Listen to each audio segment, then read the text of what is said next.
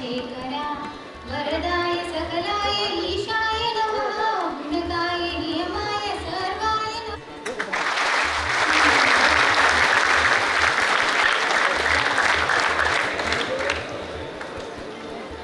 ಧನ್ಯವಾದಗಳು ಸರ್. ಇವತ್ತಿನ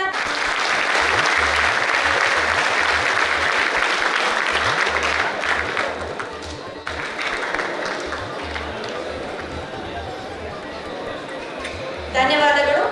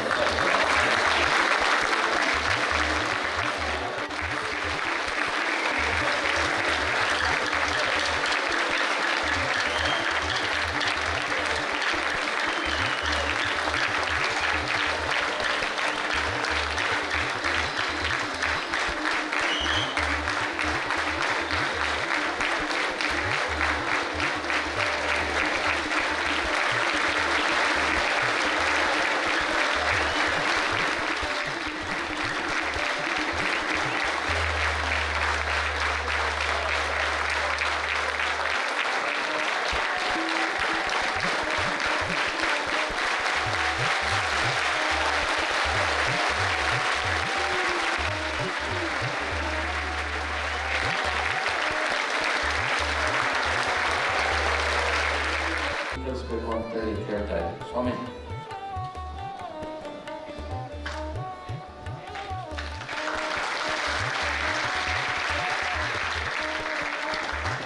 ನಮ್ಮೆಲ್ಲ ವಿದ್ಯಾರ್ಥಿಗಳಿಗೂ ಭಾರತೀಯ ಸೇನೆಯ ಬಗ್ಗೆ, ಭಾರತದ ಯೋಧರ ಬಗ್ಗೆ ಹಾಗೂ ಸ್ವಾಮಿ ವಿವೇಕಾನಂದರ ಸ್ಫೂರ್ತಿಯ ಬಗ್ಗೆ ಹೇಳಿ ನಮ್ಮೆಲ್ಲರಲ್ಲೂ ಧೈರ್ಯವನ್ನ ತುಂಬಿದಂತಹ ಪರಮ ಪೂಜ್ಯ ವಿಜಯಾನಂದ ಸರಸ್ವತಿ ಸ್ವಾಮೀಜಿ ಅವರಿಗೆ ಧನ್ಯವಾದಗಳು.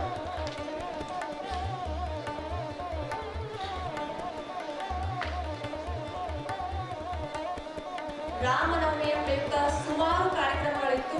ಅದರ ಮಧ್ಯದಲ್ಲೂ ಕೂಡ ನಮ್ಮೆಲ್ಲರೊಟ್ಟಿಗೆ ಅವರು ಬಂದು ತಮ್ಮ ಅಮೂಲ್ಯವಾದ ಸಮಯವನ್ನ ನೀಡಿದ್ರು. ಧನ್ಯವಾದಗಳು ಗುರುಗಳೇ.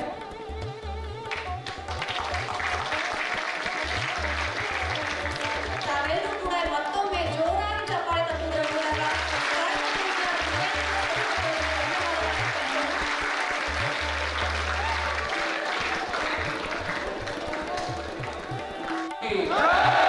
बोलो भारत माता की, बोलो भारत माता की. ನನ್ನೆಲ್ಲ ಪ್ರೀತಿಯ ವಿದ್ಯಾರ್ಥಿಗಳೇ, ಇವತ್ತು ನಾವು ಸಾಧನೆಗೈದಂತಹ ವಿದ್ಯಾರ್ಥಿಗಳಿಗೆ ಸನ್ಮಾನ ಸಮಾರಂಭವನ್ನು ಇಟ್ಕೊಳ್ಳೋದ್ರ ಜೊತೆಗೆ ಭಾರತಾಂಬೆಯ ಸೇವೆಯನ್ನು ಗೈಲಿಕ್ಕೆ ಹೊರಟಿರ್ತಕ್ಕಂತಹ ನಮ್ಮೆಲ್ಲರ ಭಾರತಾಂಬೆಯ ಆತ್ಮೀಯ ಮತ್ತು ಹೃದಯ ಸ್ಪರ್ಶಿ ಮಕ್ಕಳಿಗೆ ಹಾರೈಕೆಯ ಕಾರ್ಯಕ್ರಮವನ್ನು ಸಹ ಇಟ್ಕೊಂಡಿದ್ವಿ. ಎಲ್ಲ ಟೈಮಲ್ಲೂ ಸಮೇತವಾಗಿ ನಿಮಗೆ ಸ್ಪಂದಿಸ್ತಕ್ಕಂಥ ಹೃದಯವಂತಿಕೆಯನ್ನು ಹೊಂದಿರತಕ್ಕಂಥ ಅವರಿಗೆ ಈ ಒಂದು ಸಂಸ್ಥೆಯ ವತಿಯಿಂದ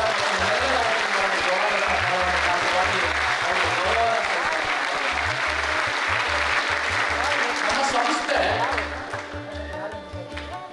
ಪ್ರಾರಂಭ ಆಗಿ ಬಹಳ ಕಡಿಮೆ ದಿನಗಳಾಗಿರ್ಬೋದು, ಆದ್ರೆ ಇದರಿಂದ ಆಗಿರ್ತಕ್ಕಂತಹ ಕಾರ್ಯಗಳಿದಾವಲ್ಲ ಅದು ಅತ್ಯಂತ ಅದ್ಭುತವಾದಂತಹ ಕಾರ್ಯಗಳು ಆಗಿದ್ದಾವೆ. ಅಷ್ಟೇ ಅಲ್ಲ, ನಮ್ಮ ಕರ್ನಾಟಕದಲ್ಲಿ ಸಹಜವಾಗಿ ಆರ್ಮಿಗೆ ಕಳಿಸ್ತಕ್ಕಂಥದ್ದು ಮತ್ತು ಬೇರೆ ಬೇರೆ ಹುದ್ದೆಗಳಿಗೆ ಕಳಿಸ್ತಕ್ಕಂಥದ್ದು ಸಹಜವಾಗಿ ಬಡತನದ ಫ್ಯಾಮಿಲಿ ಮತ್ತು ಮಿಡ್ಲ್ ಕ್ಲಾಸ್ ಫ್ಯಾಮಿಲಿ, ಯಾರು ಸಹ ರಿಚ್ ಫ್ಯಾಮಿಲೀಸ್ಗಳು ಯಾರು ಸಮೇತವಾಗಿ ಹೋಗೋಲ್ಲ. ಹೈಯರ್ ರ್ಯಾಂಕ್ಸ್ಗಳಿಗೆ ಹೋಗ್ತಾರೆ, ಅದು ಬೇರೆ ವಿಷಯ. NDA ಮುಖಾಂತರವಾಗಿ ಬೇರೆ ಬೇರೆ ಎಕ್ಸಾಮ್ಸ್ಗಳ ಮುಖಾಂತರವಾಗಿ ಹೋಗ್ತಾರೆ. ಆದರೆ ಆ ನಿಟ್ಟಿನಲ್ಲಿ ನಾವು ನಮ್ಮ ಸುತ್ತಮುತ್ತ ಇರ್ತಕ್ಕಂತಹ ಕುಟುಂಬದವರಿಗೆ, ಆ ಕುಟುಂಬದಲ್ಲಿ ಬೆಳೆದಿರ್ತಕ್ಕಂತಹ ಒಬ್ಬ ಅಭ್ಯರ್ಥಿ ಒಂದು ನೌಕರಿಯನ್ನ ಹಿಡಿದು ಆ ಇಡೀ ಮನೆತನದ ಬೆನ್ನೆಲುಬಾಗಿ ಆ ಊರಿಗೆ ಒಬ್ಬ ನವರತ್ನನಾಗಿ ಕಾರ್ಯವನ್ನು ನಿರ್ವಹಿಸ್ತಾ ಇದ್ದಾನಲ್ಲ, ಅದಕ್ಕೆ ಬೆನ್ನೆಲುಬಾಗಿ ನಾವು ಕೋಚಿಂಗ್ ಅನ್ನ ಕೊಡ್ತಾ ಇದ್ದೀವಿ. ಅದಕ್ಕೆ ಕಾರಣೀಭೂತರಾಗಿ ನೀವೆಲ್ಲರೂ ಸಮೇತವಾಗಿ ಅಪಾಯಿಂಟ್ ಆಗ್ತಾ ಇದ್ರಲ್ಲ, ಅದು ಅತ್ಯಂತ ಹೆಮ್ಮೆಯ ವಿಚಾರ. ಅಂತಹವರಿಗೆ ಸನ್ಮಾನ ಕಾರ್ಯಕ್ರಮ, ಆ ಸನ್ಮಾನದಿಂದ ಇನ್ನೂ ಸಾವಿರಾರು ವಿದ್ಯಾರ್ಥಿಗಳು ಆ ನಿಟ್ಟಿನಲ್ಲಿ ಉತ್ಸಾಹವನ್ನ, ಪ್ರೇರಣೆಯನ್ನ ಹೊಂದಿ ಮುಂಬರ್ತಕ್ಕಂಥ ದಿನಗಳಲ್ಲಿ ಅವರು ಸಹ ಈ ಒಂದು ಸನ್ಮಾನಕ್ಕೆ ಭಾಜನರಾಗಬೇಕು ಅಂತಕ್ಕಂತಹ ಕಳಕಳಿಯಿಂದ ನಾವು ಈ ಕಾರ್ಯಕ್ರಮವನ್ನು ಮಾಡ್ತಾ ಇದ್ದೇವೆ. ಅದರ ಜೊತೆಗೆ ಯುವರತ್ನ ಕರಿಯರ್ ಅಕಾಡೆಮಿ ಅಂತಕ್ಕಂಥದ್ದು ಸಾಮಾಜಿಕ ಕಳಕಳಿಯನ್ನ ಹೊಂದಿ ಶಾಲೆಗಳನ್ನ ದತ್ತು ತೆಗೆದುಕೊಳ್ತಾ ಇದ್ದೀವಿ. ಅಲ್ಲೇ ಕಳೆದ ವರ್ಷ ನಾವು ಉಚಿತವಾಗಿ ಅಗ್ನಿವೀರರಾಗಿ ಆಯ್ಕೆ ಆಗ್ತಕ್ಕಂತಹ ವಿದ್ಯಾರ್ಥಿಗಳಿಗೆ ಉಚಿತವಾಗಿ ವಸತಿ ಸಹಿತ ಕೋಚಿಂಗ್ ಅನ್ನ ಕೊಟ್ವಿ. ಅದರಲ್ಲೂ ಸಮೇತವಾಗಿ ಕಳೆದ ಬಾರಿ 200 ಜನ ವಿದ್ಯಾರ್ಥಿಗಳು ಸೆಲೆಕ್ಟ್ ಆಗಿದ್ದರು. ಇದಕ್ಕಿಂತಹ ದೊಡ್ಡ ಸಾಧನೆ ಅಂತಕ್ಕಂಥದ್ದು ಬೇಕಾಗಿಲ್ಲ. ಚಿಂತಕಿ ಸರ್ ಅವರ ಸ್ಲೋಗನ್ ಏನು, ನಾನು ಆರ್ಮಿಗೆ ಹೋಗದೆ ಇದ್ರೆ ಏನು, ಆದ್ರೆ ಆರ್ಮಿಗೆ ಹೋಗ್ತಕ್ಕಂಥ ವಿದ್ಯಾರ್ಥಿಗಳನ್ನ ನಾನು ಸೃಷ್ಟಿಸಬಲ್ಲೆ, ಅದನ್ನ ಮಾಡ್ತಾ ಇದ್ದಾರೆ. ಅವ್ರಿಗೆ ಮತ್ತೊಮ್ಮೆ ಈ ವೇದಿಕೆ ಮುಖಾಂತರವಾಗಿ ಗೌರವ. ಸ್ಟೇಜ್ ಮೇಲೆ ಏರಿದ್ದ ಎಲ್ಲ ನಮ್ಮ ಗುರುಗಳ ಆಶೀರ್ವಾದ, ಜನಕಟ್ಟಿ ಸರ್ ಮತ್ತು ಮೇಡಮ್.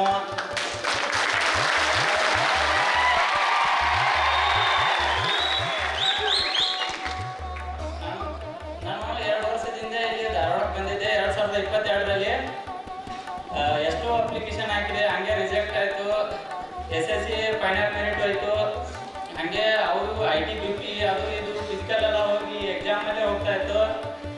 ಕೊನೆಗೆ ಅಗ್ನಿವೀರು ಇದನ್ನು ಮಾಡಿದ್ದೆ, ಹಾಗೆ SSC JD ಮಾಡಿದ್ದೆ. SSC JD 1-2 ಮಾರ್ಕ್ಸಲ್ಲಿ ಮಿಸ್ ಆಯಿತು.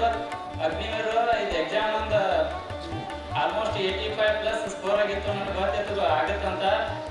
1-2 ತಿಂಗಳಿಂದನೇ ನಾನು ಊರಿಗೆ ಹೋಗ್ಬಿಟ್ಟೆ. ಇವಾಗ ಸರ್ ಕಾಲ್ ಮಾಡಿದ್ರು, ಮೊನ್ನೆ 3 ತಾರೀಕು ಡಾಕ್ಯುಮೆಂಟ್ ವೆರಿಫಿಕೇಶನ್ ಇತ್ತು, ಡಾಕ್ಯುಮೆಂಟು ಮುಗೀತು ಎಲ್ಲ. ಹಾಗೆ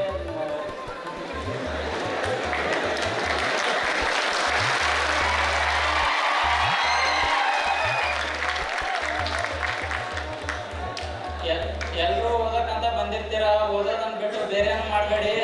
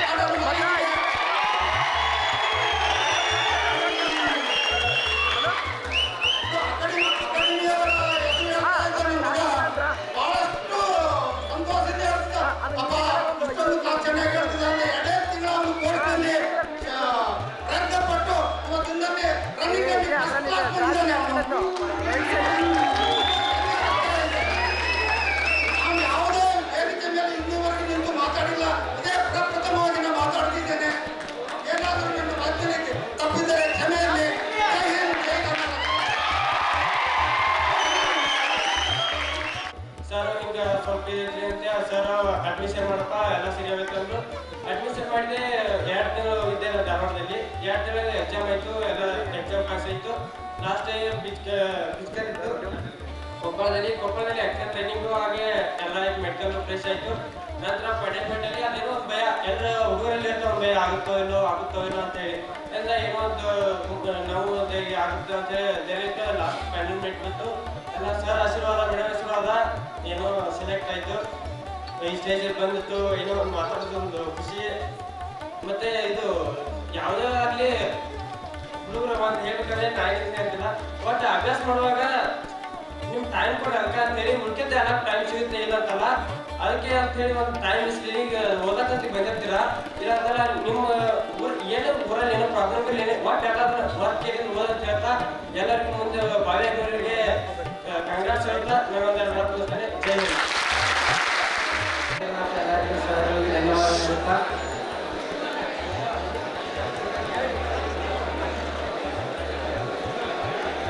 ನಾನು ಮೊದಲ ಬಾರಿಗೆ ಫಸ್ಟ್ ಟೈಮ್ ಸ್ಟೇಜ್ಗೆ ಮಾತಾಡ್ಕೊಂಡಿದ್ದೀನಿ. ಯಾರು ಮಾತಾಡೋದು ತಪ್ಪಾದ ಕ್ಷಣೆಯಲ್ಲಿ ನಾನು ಮೊದಲನೇ ಅಟೆಂಪ್ಟ್ ಬೀದರ್ ರ್ಯಾಲಿಯಲ್ಲಿ ಮೊದಲು ಫಿಸಿಕಲ್ ಇತ್ತವಾಗ ಫಿಸಿಕಲ್ದಲ್ಲಿ ಹೈಟ್ ಆಯಿತು. ನಂತರ ಯಾದಗಿರಿ ಬಂದಿತ್ತು. ಯಾದಗಿರಿಗೂ ಎಕ್ಸಾಮ್ ಅಗ್ನಿವೀರ್ ಅಂತ ಎಕ್ಸಾಮ್ ಫಸ್ಟ್ ಮಾಡಿದರು. ಎಕ್ಸಾಮಲ್ಲಿ ಫೇಲ್ ಆಯಿತು. ಆನಂತರ ಕೊಪ್ಪಳ ರ್ಯಾಲಿಯಲ್ಲಿ ಅಂದರೆ ಡಿಸೆಂಬರ್ದಲ್ಲಿ ಧಾರವಾಡ ಬಂದಿದ್ವಿ.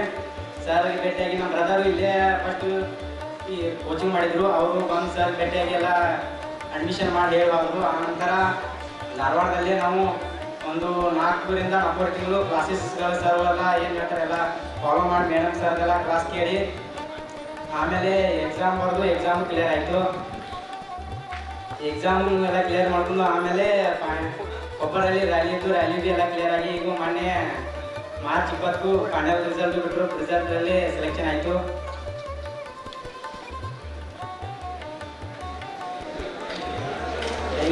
ದಯವಿಟ್ಟು ಕಾಲಕ್ಕೆ ಹೋಗ್ಬೇಕಂತ ಕಳಿಸಿರ್ತಾರೆ ಎಲ್ಲ ಹುಡುಗರು. ದಯವಿಟ್ಟು ಆದಾಯದ ಹೊರಗಡೆ ಅಡ್ಡಾಡ್ಬಿಟ್ಟು ಸ್ಟಡಿ ಅಂತ ಮಾಡಿ ಎಲ್ಲರೂ ಆಲ್ಮೋಸ್ಟ್ ಅವರು ಹುಡುಗರು.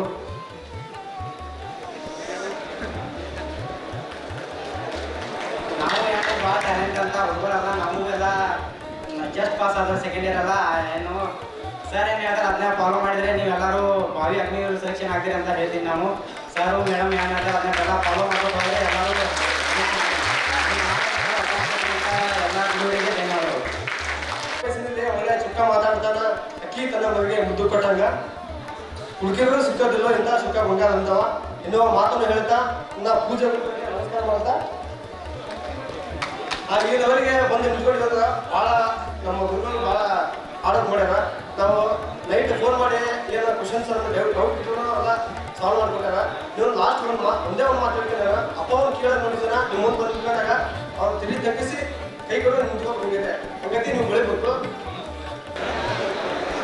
ನಿಮಗೆ ಮಗ ಹುಟ್ಟಿದ್ದು ಸಾರ್ಥಕ ಅಂತೇಳಿ ಹೇಳ್ಬೇಕು. ಅವಾಗ ದಲಿತ ಮಗ ಅದಕ್ಕೆ ಸಾರ್ಥಕ ಅಂತಂದೇಳಿ ಅನ್ನಿಸ್ಬೇಕು. ಅವಾಗ ನಮ್ಮ ಜೀವನ ಸಾರ್ಥಕ ಆಗುತ್ತೆ ಅಂತ ಹೇಳ್ತೀನಿ ನಾನು.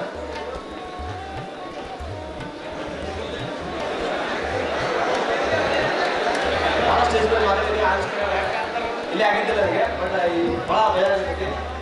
ಇಲ್ಲಿ ಮಾತಾಡ್ತೀನಿ. ನಮ್ಮ PU ಕಾಲೇಜ್ ನಾನು ಬೋರ್ಡ್ ಹೇಳಿದೆ, dedication, determination, hard work and consistency ಅಂತ ಹೇಳಿ.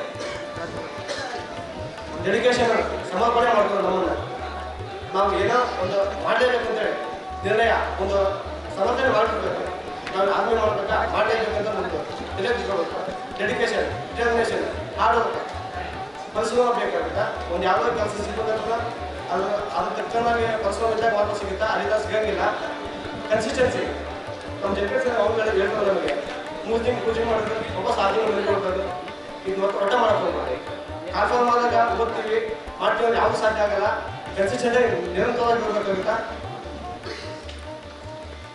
ಇಷ್ಟು ಹೇಳ್ತಾ ಮಾತ್ರ ಸ್ಥಾಪಕಾಯ ಚ ಧರ್ಮಸ್ಯ ಸರ್ವಧರ್ಮಸ್ವರೂಪಿಣಿ ಅವತಾರ ವರಿಷ್ಠಾಯ ಶ್ರೀರಾಮಕೃಷ್ಣಾಯ ತೇ ನಮಃ. ಪವಿತ್ರಂ ಚರಿತಂ ಯಸ್ಯಾಹ ಪವಿತ್ರಂ ಜೀವನಂ ತಥಾ ಪವಿತ್ರತಾ ಸ್ವರೂಪಿಣಿ ತಸ್ಯೈ ಕುರ್ಮೋ ನಮೋ ನಮಃ. ನಮಃ ಶ್ರೀ ಯತಿರಾಜಾಯ ವಿವೇಕಾನಂದ ಸೂರೈ ಸಚ್ಚ सच्चित्सुखस्वरूपाय स्वामिने तापहारिणे मूकं करोति वाचालं पंगुं लङ्घयते गिरिं यत्कृपातमहं वन्दे परमानन्दमाधवम्।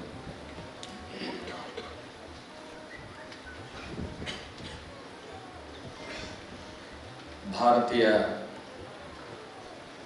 ಸೇನೆಗೆ ಅಗ್ನಿವೀರರಾಗಿ ಆಯ್ಕೆಯಾಗಿರ್ತಕ್ಕಂಥವರಿಗೆ ಈ ಸನ್ಮಾನ ಸಮಾರಂಭದಲ್ಲಿ ಮುಖ್ಯ ಅತಿಥಿಗಳಾಗಿ ಆಶ್ರಮದ ಸದ್ಭಕ್ತರಾಗಿರ್ತಕ್ಕಂಥ ಡಾಕ್ಟರ್ ವೀಣಾ ಬಿರಾದರ್ ಅವರೇ, ಮೂರ್ತಿ ಚಿಕ್ಕದಾದರೂ ಅಪಾರವಾಗಿರ್ತಕ್ಕಂಥ ಪರಿಶ್ರಮದಿಂದ ಇವತ್ತು ನಿಮ್ಮೆಲ್ಲರಿಗೂ ಒಂದು ಮಾರ್ಗದರ್ಶನವನ್ನು ಮಾಡಿ ಸಮಾಜದಲ್ಲಿ ದೇಶ ಸೇವೆಯ ಒಂದಿಗೆ ನಿಮ್ಮ ಬದುಕನ್ನು ರೂಪಿಸುವುದಕ್ಕೆ ಸಮರ್ಪಣೆ ಭಾವದಿಂದ ಸಂಕಲ್ಪವನ್ನು ಮಾಡಿರ್ತಕ್ಕಂಥ ಶ್ರೀ ಬಸವರಾಜ್ ಅವರೇ ಹಾಗೂ ವೇದಿಕೆ ಮೇಲೆ ಇರತಕ್ಕಂಥ ಉಳಿದ ಎಲ್ಲ ಗಣ್ಯಮಾನ್ಯರೇ, ಈ ಸಮಾರಂಭದಲ್ಲಿ ದೇಶ ಸೇವೆಗೆ ಮಕ್ಕಳನ್ನ ಸಂತೋಷವಾಗಿ ಕಳಿಸಿಕೊಡೋದಕ್ಕೆ ಈ ಕಾರ್ಯಕ್ರಮದಲ್ಲಿ ಅವರು ಈ ಕಾರ್ಯಕ್ರಮ ಸಮಾರಂಭವನ್ನು ನೋಡಿ ಮಕ್ಕಳನ್ನು ಆಶೀರ್ವಾದ ಮಾಡೋದಕ್ಕೆ ಬಂದಿರತಕ್ಕಂಥ ಎಲ್ಲ ಪಾಲಕರೇ ಹಾಗೂ ರಾಷ್ಟ್ರದ ರಕ್ಷಣೆಗಾಗಿ,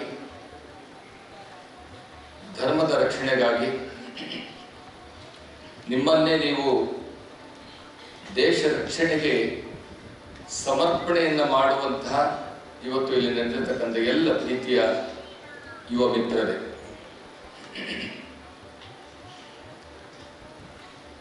ಇತಿಹಾಸವನ್ನು ನೋಡಿದಾಗ ಭಾರತದ ಮೇಲೆ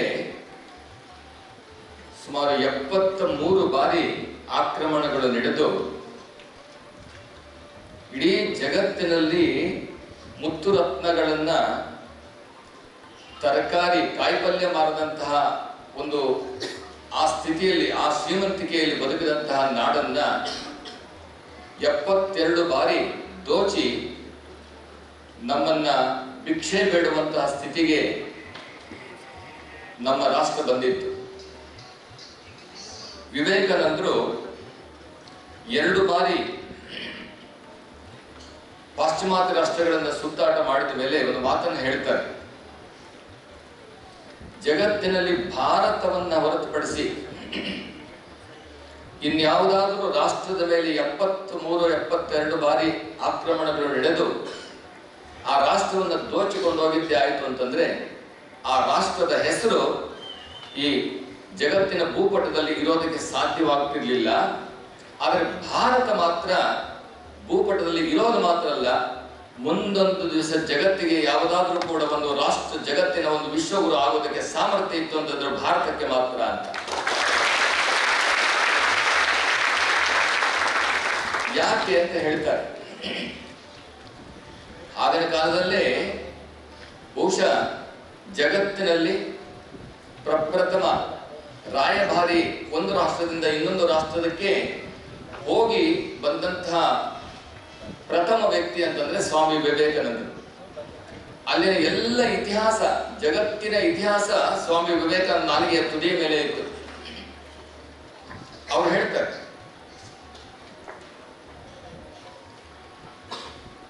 ಯಾಕೆ ಅಂತ ಹೇಳಿದ್ರೆ ಭಾರತವನ್ನ ರಕ್ಷಣೆ ಮಾಡ್ತಾ ಇರ್ತಕ್ಕಂಥದ್ದು 2 ಅವಳಿ ಆದರ್ಶಗಳು.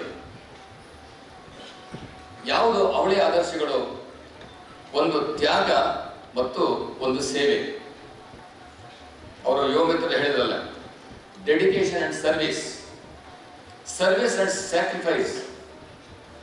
ಬಹುಶಃ ನೀವು ಜಗತ್ತಿನ ಯಾವುದೇ ರಾಷ್ಟ್ರದ ಸೈನ್ಯಕ್ಕೆ ಭಾರತದ ಸೈನ್ಯವನ್ನು ಹೋಲಿಸಿದರೆ ಭಾರತದಲ್ಲಿರ್ತಕ್ಕಂಥ ಒಂದು ರಾಷ್ಟ್ರ ಪ್ರಜ್ಞೆ, ರಾಷ್ಟ್ರ ಧರ್ಮದ ಬಗ್ಗೆ ಒಂದು ಆಸಕ್ತಿ ಸೈನಿಕರಿಗೆ ಇರುವಷ್ಟು ಜಗತ್ತಿನ ಯಾವ ಸೈನ್ಯಕ್ಕೂ ಇಲ್ಲ, ಯಾವ ರಾಷ್ಟ್ರದ ಸೈನ್ಯಕ್ಕೂ ಇಲ್ಲ. ಅಮೆರಿಕ ಅಷ್ಟು ಬಲಿಷ್ಠವಾಗಿದ್ರು, ಫ್ರಾನ್ಸ್ ಅಷ್ಟು ಬಲಿಷ್ಠವಾಗಿದ್ರು. ಇವತ್ತು ಭಾರತದ ಸೈನ್ಯದಲ್ಲಿರ್ತಕ್ಕಂಥ ಹಲವಾರು ಟೆಕ್ನಿಕ್ಸ್ ಏನಿದೆ ಅದು ಜಗತ್ತಿನ ಯಾವ ಸೈನ್ಯದಲ್ಲೂ ಇರ್ಲಿಕ್ಕೆ ಸಾಧ್ಯ ಇಲ್ಲ. ಮತ್ತು ಇಲ್ಲಿ ಈಗ ನೀವೆಲ್ಲ ಎರಡು ಉದ್ದೇಶಗಳಿಂದ, ಒಂದಷ್ಟು ಭಾಗದ ಇವತ್ತು ಯುವಕರು ನಾವು ಸೈನ್ಯದಲ್ಲೇ ನಾವು ಸೇವೆಯನ್ನು ಮಾಡಬೇಕು, ನಾನು ಅಲ್ಲಿ ಸೇರ್ತೀನಿ ಅಂತ ಒಂದು ಪರಿಪೂರ್ಣವಾದ ಮನಸ್ಸಿನಿಂದ ಸೇರಿದ್ರು ಕೂಡ ಕೆಲವರಿಗೆ ನಾನು ಹೆಚ್ಚು ಓದಕ್ಕಾಗಲಿಲ್ಲ, ಹೆಚ್ಚು ಪರೀಕ್ಷೆಗೆ ಬರೆಯೋದಕ್ಕಾಗಲಿಲ್ಲ, ಇದಾದ್ರೂ ಕೂಡ ಒಂದು ಸೇವೆ ನಾನು ಸೈನ್ಯಕ್ಕೆ ಸೇರೋಣ ಅನ್ನೋ ಒಂದು ಉದ್ದೇಶದಿಂದ ಒಂದು ಅರ್ಧ ಭಾಗ ಸೇರಿದ್ರೆ, ಯಾವುದೇ ಮಾನಸಿಕ ಸ್ಥಿತಿಯಲ್ಲಿ ನೀವು ಸೈನ್ಯಕ್ಕೆ ಸೇರಿದ್ರು ಅಲ್ಲಿ ಕೊಡುವಂತಹ ತರಬೇತಿಯನ್ನ ಪಡೆದು ನೀವು ಸೈನ್ಯದ ಎಲ್ಲಿ ಬಾರ್ಡರಲ್ಲಿ ನಿಂತ್ಕೊಳ್ತೀರಿ, ಆವತ್ತಿನ ಕಾಲಕ್ಕೆ ನಾನು ಕೆಲಸ ಸಿಗಲಿಲ್ಲ ಅಂತ ಇಲ್ಲಿ ಬಂದೋ ಅಥವಾ ನನಗೆ ಯಾವುದೋ ಅಸಹಾಯಕನಾಗಿದ್ದೋ ಎಲ್ಲವನ್ನೂ ಮರೆತು ನಿಮ್ಮ ಭಾವನೆಯಲ್ಲಿ ಇರತಕ್ಕಂಥದ್ದು ಒಂದೇ, ನಮ್ಮ ರಾಷ್ಟ್ರವನ್ನ ನಾನು ಸೇವಿಸಬೇಕು, ನಮ್ಮ ರಾಷ್ಟ್ರವನ್ನ ನಾನು ಉಳಿಸಬೇಕು ಅನ್ನತಕ್ಕಂಥದ್ದು ನಿಮ್ಮ ಮನಸ್ಸಲ್ಲಿ ಉಳಿತದೆ ಹೊರತು ಬೇರೆ ಯಾವ ಆಲೋಚನೆ ಕೂಡ ಇರೋದಿಲ್ಲ. ಅಷ್ಟು ಮಟ್ಟಿನ ತರಬೇತಿ ಈ ಭಾರತೀಯ ಸೈನ್ಯದಲ್ಲಿ ಇರ್ತಕ್ಕಂಥದ್ದು. ಅನೇಕರು ಈ ಚೈನಾ ಬಾರ್ಡರ್ ಇರ್ತಕ್ಕಂಥ ಕೆಲವರೆಲ್ಲ ಈಗ ವಾಲಂಟಿಯರ್ ರಿಟೈರ್ಮೆಂಟ್ ತಗೊಂಡಿರೋದು ಹೇಳ್ತಾರೆ, ನಮ್ಮ ಭಾರತದ ಸೈನ್ಯಕ್ಕೂ ಚೈನಾದ ಸೈನ್ಯಕ್ಕೂ ಇರ್ತಕ್ಕಂಥ ಒಂದು ವ್ಯತ್ಯಾಸ ಏನು ಅಂತಂದ್ರೆ, ನೀವು ಆ ಪುಲ್ವಾಮಾ ಇದೆಲ್ಲ ನೋಡಿದ್ದೀರಿ, ಅಲ್ಲಿ ಆ ಬೇರೆ ರಾಷ್ಟ್ರದ ಅಥವಾ ವಿಶೇಷವಾಗಿ ಚೈನಾಗೆ ನಾವು ಕಂಪೇರ್ ಮಾಡೋದಾದ್ರೆ ಅವರು ಸಂಬಳಕ್ಕಾಗಿ ದುಡಿತಕ್ಕಂಥದ್ದು. ಆ ನಮ್ಮ ರಾಷ್ಟ್ರದ ಮತ್ತು ಅವರು ಎದುರು ಬದಲು ನಿಂತ್ಕೊಂಡಾಗ ಅವ್ರಿಗೆ ಅನಿಸ್ತದಂತೆ ಇವರು ನಮ್ಮ ಮುಂದೆ ಏನು ಅಲ್ಲ, ನಾವು ಅವ್ರು 20 ಜನ ಇದ್ರೆ ನಾವು 4 ಜನ ಇವ್ರನ್ನ ಹೊಡಿಬೋದು ಅಂತಕ್ಕಂಥ ಒಂದು ಸ್ಫೂರ್ತಿ ನಮ್ಮಲ್ಲಿ ಹುಟ್ಟಿದ್ರೆ ಅವರು ಏನು ಹೆದರಿಸ್ಬೇಕು, ಈಗ ಇಲ್ಲಿ ಕಳಿಸಿದ್ದಾರೆ ನಾವು ಹೋರಾಟ ಮಾಡಬೇಕು, ಈ ಭಾವದಿಂದ ಅವ್ರು ನಿಂತ್ಕೊಳ್ತಾರೆ. ಹಾಗಾಗಿ ನಮ್ಮಲ್ಲಿರ್ತಕ್ಕಂಥ ಆ ಒಂದು ತರಬೇತಿ ಒಂದು ರಾಷ್ಟ್ರವನ್ನು ಉಳಿಸಬೇಕು, ರಾಷ್ಟ್ರವನ್ನು ಕಾಯಬೇಕು ಅಂತಕ್ಕಂಥ ಒಂದು ಮನೋಭಾವನೆ ಅದು ಮನಪೂರ್ವಕವಾಗಿ ಬರ್ತಕ್ಕಂಥದ್ದು. ಬಹುಶಃ ಇವಾಗ ನಾವೆಲ್ಲ ವಿಶೇಷವಾಗಿ ದಕ್ಷಿಣ ಭಾರತಕ್ಕೆ ನಮ್ಮ ಈ ಹೋರಾಟಗಳ ಆ ಬಿಸಿ ಆಗಿನ ಕಾಲದಿಂದನೂ ಹೆಚ್ಚಿಗೆ ಈ ಕಡೆ ತಟ್ಟಲೇ ಇಲ್ಲ. ನೀವು ಮಧ್ಯಪ್ರದೇಶದಿಂದ ಆ ಕಡೆ ಹೋಗಬೇಕು. ನಾನು 2 ಬಾರಿ ಅಮರನಾಥ್ಗೆ ಹೋಗಿದ್ದೀನಿ. ಕಾರ್ಗಿಲ್ಗೆ ಕೊಟ್ಟ ಕೊನೆಯ ಎಲ್ಲಿ ಯುದ್ಧ ಪ್ರಾರಂಭವಾಯಿತು, ಆ ಪಾಕಿಸ್ತಾನಿಗಳು ಯಾವ ಹಳ್ಳಿಯಲ್ಲಿ ಇದ್ದು ಪ್ರಾರಂಭ ಮಾಡಿದ್ರು, ಆ ಹಳ್ಳಿ ಬಾರ್ಡರ್ ಹೋಗಿದ್ದೀವಿ. ಈಗ ಅದು ಡಿವೈಡ್ ಆಗಿದೆ. ಕೊನೆಗೆ ಒಂದಷ್ಟು ಜನ ಪಾಕಿಸ್ತಾನಕ್ಕೆ ಹೋದ, ಒಂದಷ್ಟು ಜನ ಪಕ್ಕದಲ್ಲಿ 2 ಕಿಲೋಮೀಟರ್ದಲ್ಲಿ ಇನ್ನೊಂದು ಊರನ್ನ ನಿರ್ಮಾಣ ಮಾಡ್ಕೊಂಡಿದ್ದಾರೆ. ಅವನ್ನೆಲ್ಲ ಹೋಗಿ ಮಾತನಾಡಿಸಿದ್ದೀವಿ. ಆಮೇಲೆ ಗ್ಯಾಂಗ್ಟಾಕ್ ಹೋಗಿದ್ದೀವಿ, ಡಾರ್ಜಿಲಿಂಗ್ ಹೋಗಿ, ನಾಥುಲಾ ಪಾಸ್ಗೆ ಹೋಗಿ, ಕೊನೆಯ ಬಾರ್ಡರ್ ಅಲ್ಲಿ ಚೈನಾ ಬಾರ್ಡರ್ ಅಲ್ಲಿಗೆ ಹೋಗಿ ಎಲ್ಲ ನೋಡ್ಕೊಂಡು ಬಂದಿದ್ದೀವಿ. ಅದು ಒಂದು ನಮ್ಮಲ್ಲಿ ಇನ್ನೂ ಈ ಸೈನ್ಯ ಅಂತಂದ್ರೆ ಸಮಾಜದಲ್ಲಿ ಸೈನಿಕರ ಕೆಲಸ ಏನು, ಇವತ್ತು ಅವರು ಹಗಲು ರಾತ್ರಿಗಳು ನಿದ್ರೆಯನ್ನ ಕೆಟ್ಟಿದ್ರಿಂದ ನಾವಿಲ್ಲಿ 8 ತಾಸು 12 ತಾಸು ಸುಖವಾಗಿ ನಿದ್ರೆ ಮಾಡ್ತಾ ಇದ್ದೀವಲ್ಲ ಅಂತ ನಮ್ಮ ಸೈನ್ಯದ ಬಗ್ಗೆ ನಮ್ಮ ರಾಷ್ಟ್ರದಲ್ಲಿ ಇನ್ನು ಸಾಮಾನ್ಯ ಜನರಿಗೆ ಎಷ್ಟು ಗೌರವ ಬರಬೇಕೋ, ಅಥವಾ ಸೈನ್ಯಕ್ಕೆ ನಾವು ಹೋಗಿ ಹೋರಾಟ ಮಾಡಲಿಲ್ಲ ಅಂದ್ರೂ ಕೂಡ ದೇಶ ಸೇವೆಗಾಗಿ ನಿಂತಿರ್ತಕ್ಕಂಥ ಆ ಸೈನಿಕರಿಗೆ ನಮ್ಮ ಕಡೆಯಿಂದ ಆದಂತ ಏನು ಸೇವೆ ಮಾಡಬೇಕು, ಇದು ಎಷ್ಟು ಜಾಗೃತವಾಗಿರಬೇಕೋ ಅದರಲ್ಲಿ 10% ಕೂಡ ಇನ್ನೂ ಜಾಗೃತವಾಗಿಲ್ಲ. ಮತ್ತು ಇಲ್ಲಿ ಕೂತ್ಕೊಂಡು AC ರೂಮ್ಗಳಲ್ಲಿ ಕೂತ್ಕೊಂಡು ಆಡಳಿತವನ್ನ ಮಾಡ್ತಕ್ಕಂಥವ್ರಿಗೂ ಕೂಡ ಸೈನ್ಯದ ಜವಾಬ್ದಾರಿಗಳು ಅಲ್ಲಿ ಬಾರ್ಡರ್ ಇರ್ತಕ್ಕಂಥ ಅದಕ್ಕೆ ಸಂಬಂಧಪಟ್ಟಂತ ಆಫೀಸರ್ಗೆ ಏನು ಗೊತ್ತಿದೆ, ಇವರಿಗೆ ಶಾಸಕಾಂಗವನ್ನ ನಡೆಸ್ತಕ್ಕಂಥವರಿಗೆ ಅದರಲ್ಲಿ 5% ಆದ್ರೂ ಕೂಡ ಏನಾದ್ರು ಗೊತ್ತಿತ್ತು ಅಂತ ಹೇಳಿದ್ರೆ ನಾವು ಚೈನಾದ ಯುದ್ಧವನ್ನು ಸೋಲ್ತಾ ಇರಲಿಲ್ಲ, ಅಥವಾ ಕಾರ್ಗಿಲ್ ಯುದ್ಧದಲ್ಲಿ ಇನ್ನೂ ಬೇಗನೆ ಕಾರ್ಗಿಲ್ ಯುದ್ಧವನ್ನು ಮುಗಿಸಬಹುದಾಗಿತ್ತು. ನಾವು ಪಾಕಿಸ್ತಾನದ ಬಗ್ಗೆ ಇಷ್ಟೊತ್ತಿಗೆ ಪಾಕಿಸ್ತಾನವೇ ಇಲ್ಲದೆ ಮಾಡಬಹುದಾಗಿತ್ತು. ಆದ್ರೆ ಅವರಲ್ಲೂ ಕೂಡ ಅಷ್ಟು ಜಾಗೃತಿ ಇಲ್ಲ. ಆದ್ರೆ ನಮ್ಮ ಸೈನಿಕರಲ್ಲಿ ಇರ್ತಕ್ಕಂಥ ಆ ದೇಶಭಕ್ತಿ, ಆ ರಾಷ್ಟ್ರಭಕ್ತಿ ಎಷ್ಟು ಅದ್ಭುತವಾಗಿದೆ ಅಂತ ಹೇಳಿದ್ರೆ ನಾವು ನಮ್ಮ ಸೈನಿಕರಿಗೆ ನಾವು ಇಲ್ಲಿಂದ ಒಂದು ಸೆಲ್ಯೂಟ್ ಅನ್ನು ಹೊಡಬೇಕಾಗ್ತದೆ. ಅಷ್ಟು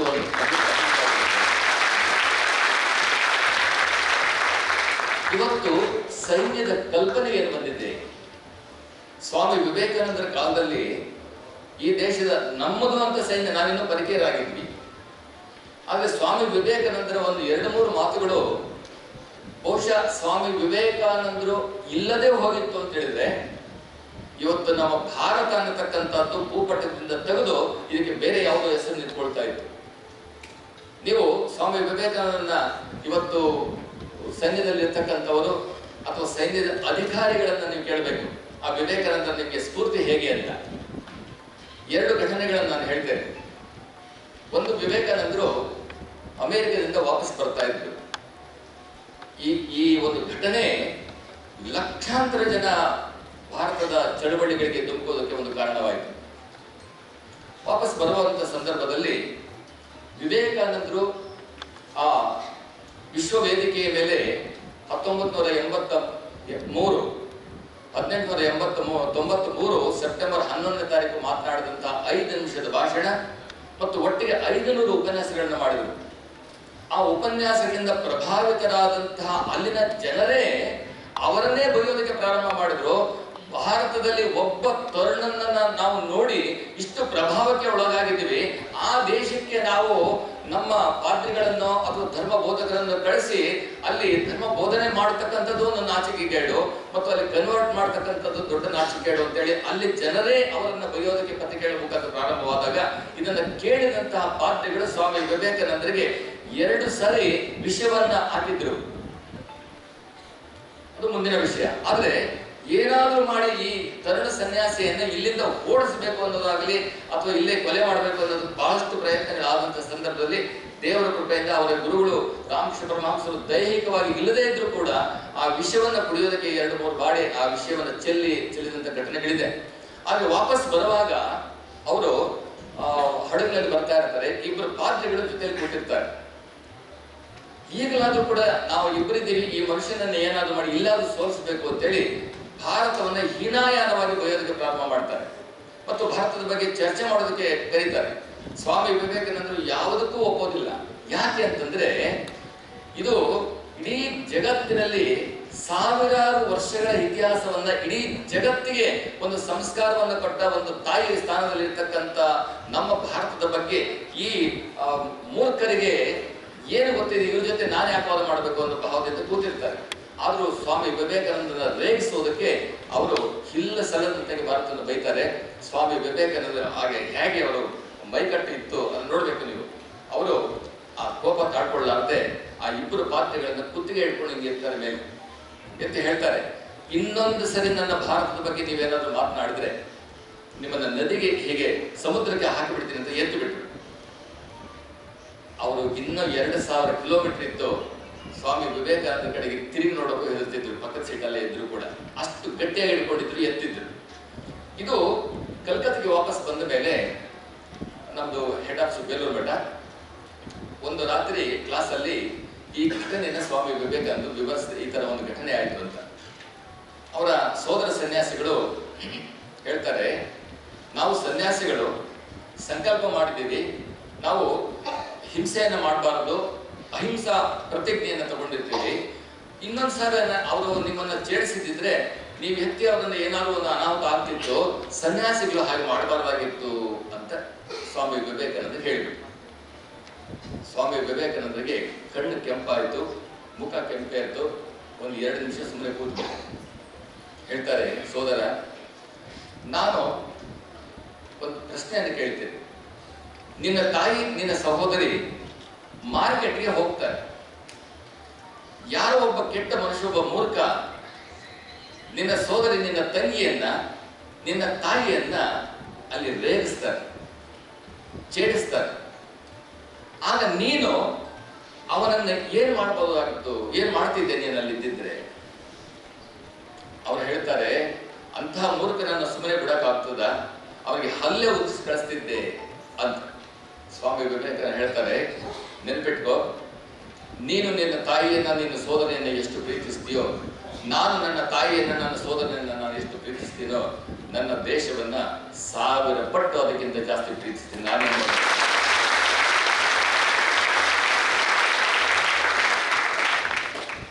ಭಾರತದಲ್ಲಿ ಈ ಘಟನೆ ಅಲ್ಲಿಂದ ಪ್ರಾರಂಭವಾಯಿತು ಯುವಕರ ಮೇಲೆ ಪರಿಣಾಮ ಬೀರೋದಕ್ಕೆ.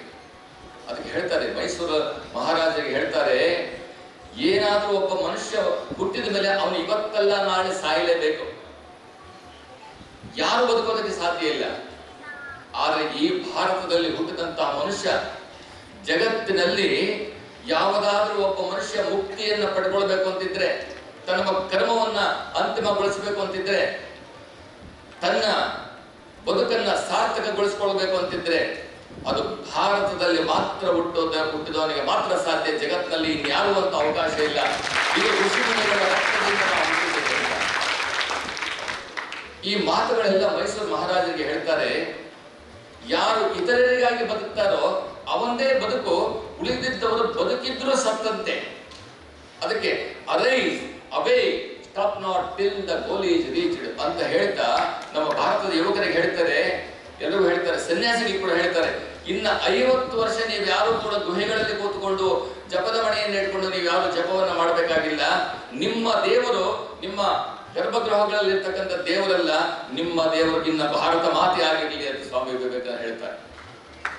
ಆವತ್ತಿನಿಂದ ಯಾರೇ ನೀವು ಸ್ವತಂತ್ರ ಪೂರ್ವದಲ್ಲಿ ಸೈನ್ಯಕ್ಕೆ ಹಿಡಿದು ದೇಶದ ಹೋರಾಟದ ಚಳವಳಿಗಳಲ್ಲಿ ಯಾರು ಹಿಡಿದು ಅದನ್ನ ಇವತ್ತು ಸ್ವಾತಂತ್ರ್ಯವನ್ನು ನಾವು ಪಡ್ಕೊಂಡಿದ್ದೀವೋ ಅವರ ಎಲ್ಲರ ಜೀವನದಲ್ಲೂ ಕೂಡ ಸ್ವಾಮಿ ವಿವೇಕಾನಂದರು ಪ್ರವೇಶ ಮಾಡಿದ್ದಾರೆ.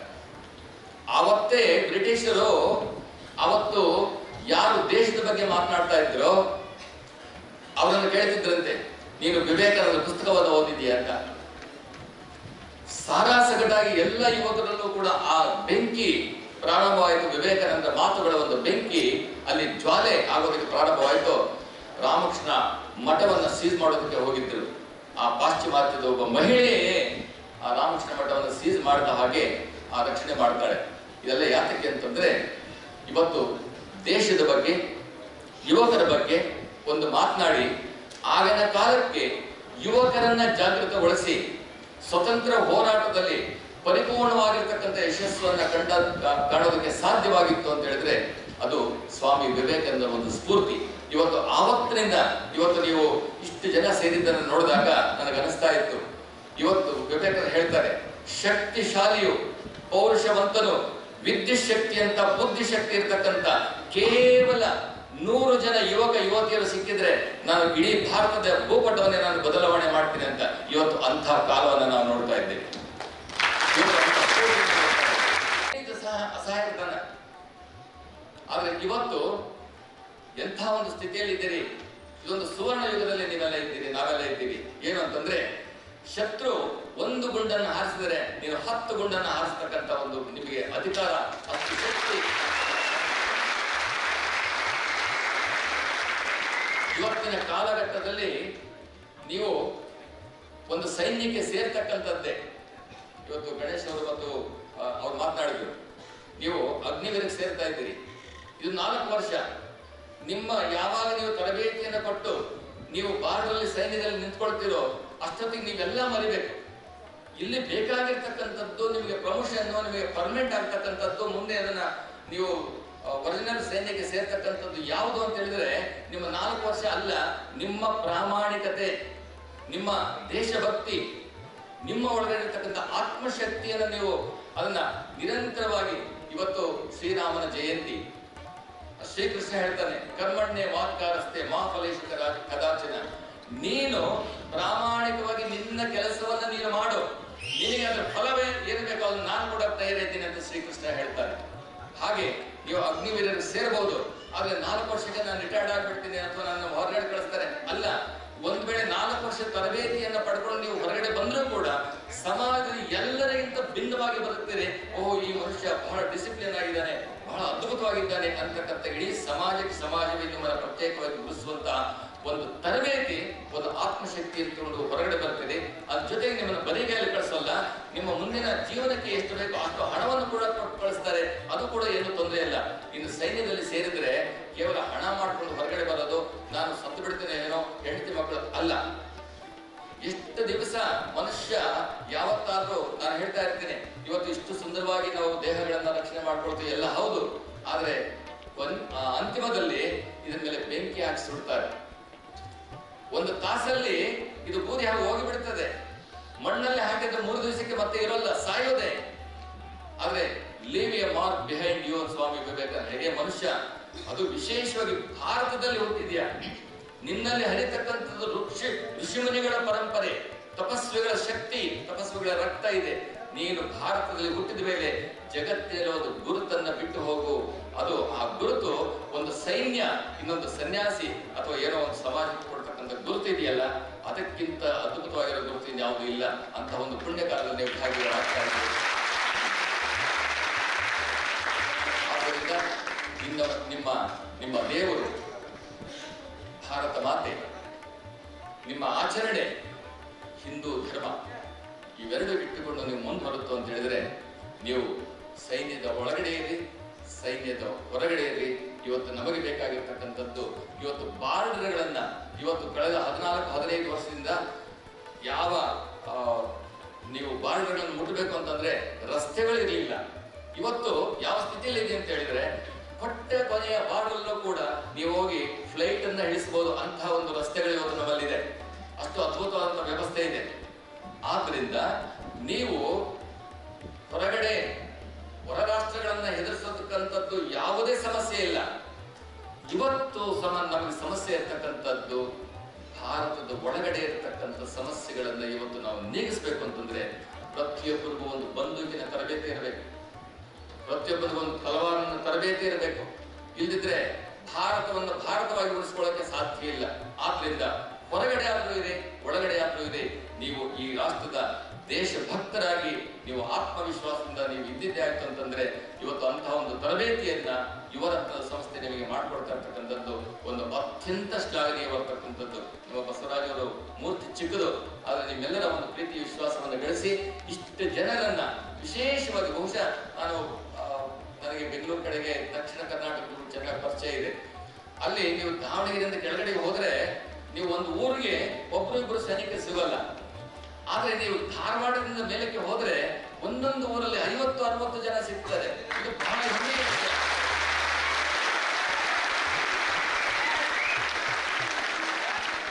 ಯಾರಿಗಾದ್ರೂ ನೀವು ಬೆಂಗಳೂರಲ್ಲಿ ಹೋಗಿ 4 ಜನಕ್ಕೆ ಸನ್ಮಾನ ಮಾಡಬೇಕು ಅಂತ ಹೇಳಿದ್ರೆ ಇಡೀ ಬೆಂಗಳೂರಲ್ಲಿ ಹುಡುಕಾಡಿದ್ರು ಕೂಡ ಯಾರು ಸಿಕ್ಕಿದ್ರು ಉತ್ತರ ಕರ್ನಾಟಕದಲ್ಲಿ ಸಿಗ್ತಾರೆ ಹೊರತು ದಕ್ಷಿಣ ಕರ್ನಾಟಕದಲ್ಲಿ ಸಿಗೋಲ್ಲ. ಈ ರೀತಿಯಲ್ಲಿ ಉತ್ತರ ಕರ್ನಾಟಕದ ಜನತೆಯಲ್ಲಿ ಇನ್ನು ಧರ್ಮ, ರಾಷ್ಟ್ರ, ಆ ಶಕ್ತಿಯ ಒಂದು ಹೋರಾಟದ ಒಂದು ಹುಮ್ಮಸ್ಸು ಅದ್ಭುತವಾಗಿರ್ತಕ್ಕಂಥದ್ದು. ಅದಕ್ಕೆ ರೊಟ್ಟಿ ತಿನ್ನಬೇಕು, ಖಾರದ ಚಟ್ನಿ ತಿನ್ನಬೇಕು ಅಂತ ನೀವೆಲ್ಲ ತಿಂದು ಇವತ್ತು ಗಟ್ಟಿಗರಾಗಿದ್ದೀರಿ, ಒಂದು ದೇಶಕ್ಕೆ ಹೋರಾಟಕ್ಕೆ ಹೋಗ್ತಾ ಇದ್ದೀರಿ. ನಿಮ್ಮೆಲ್ಲರಿಗೂ ಶುಭವಾಗಲಿ. ಭಾರತ್ ಮಾತಾ ಕೀ ಜೈ.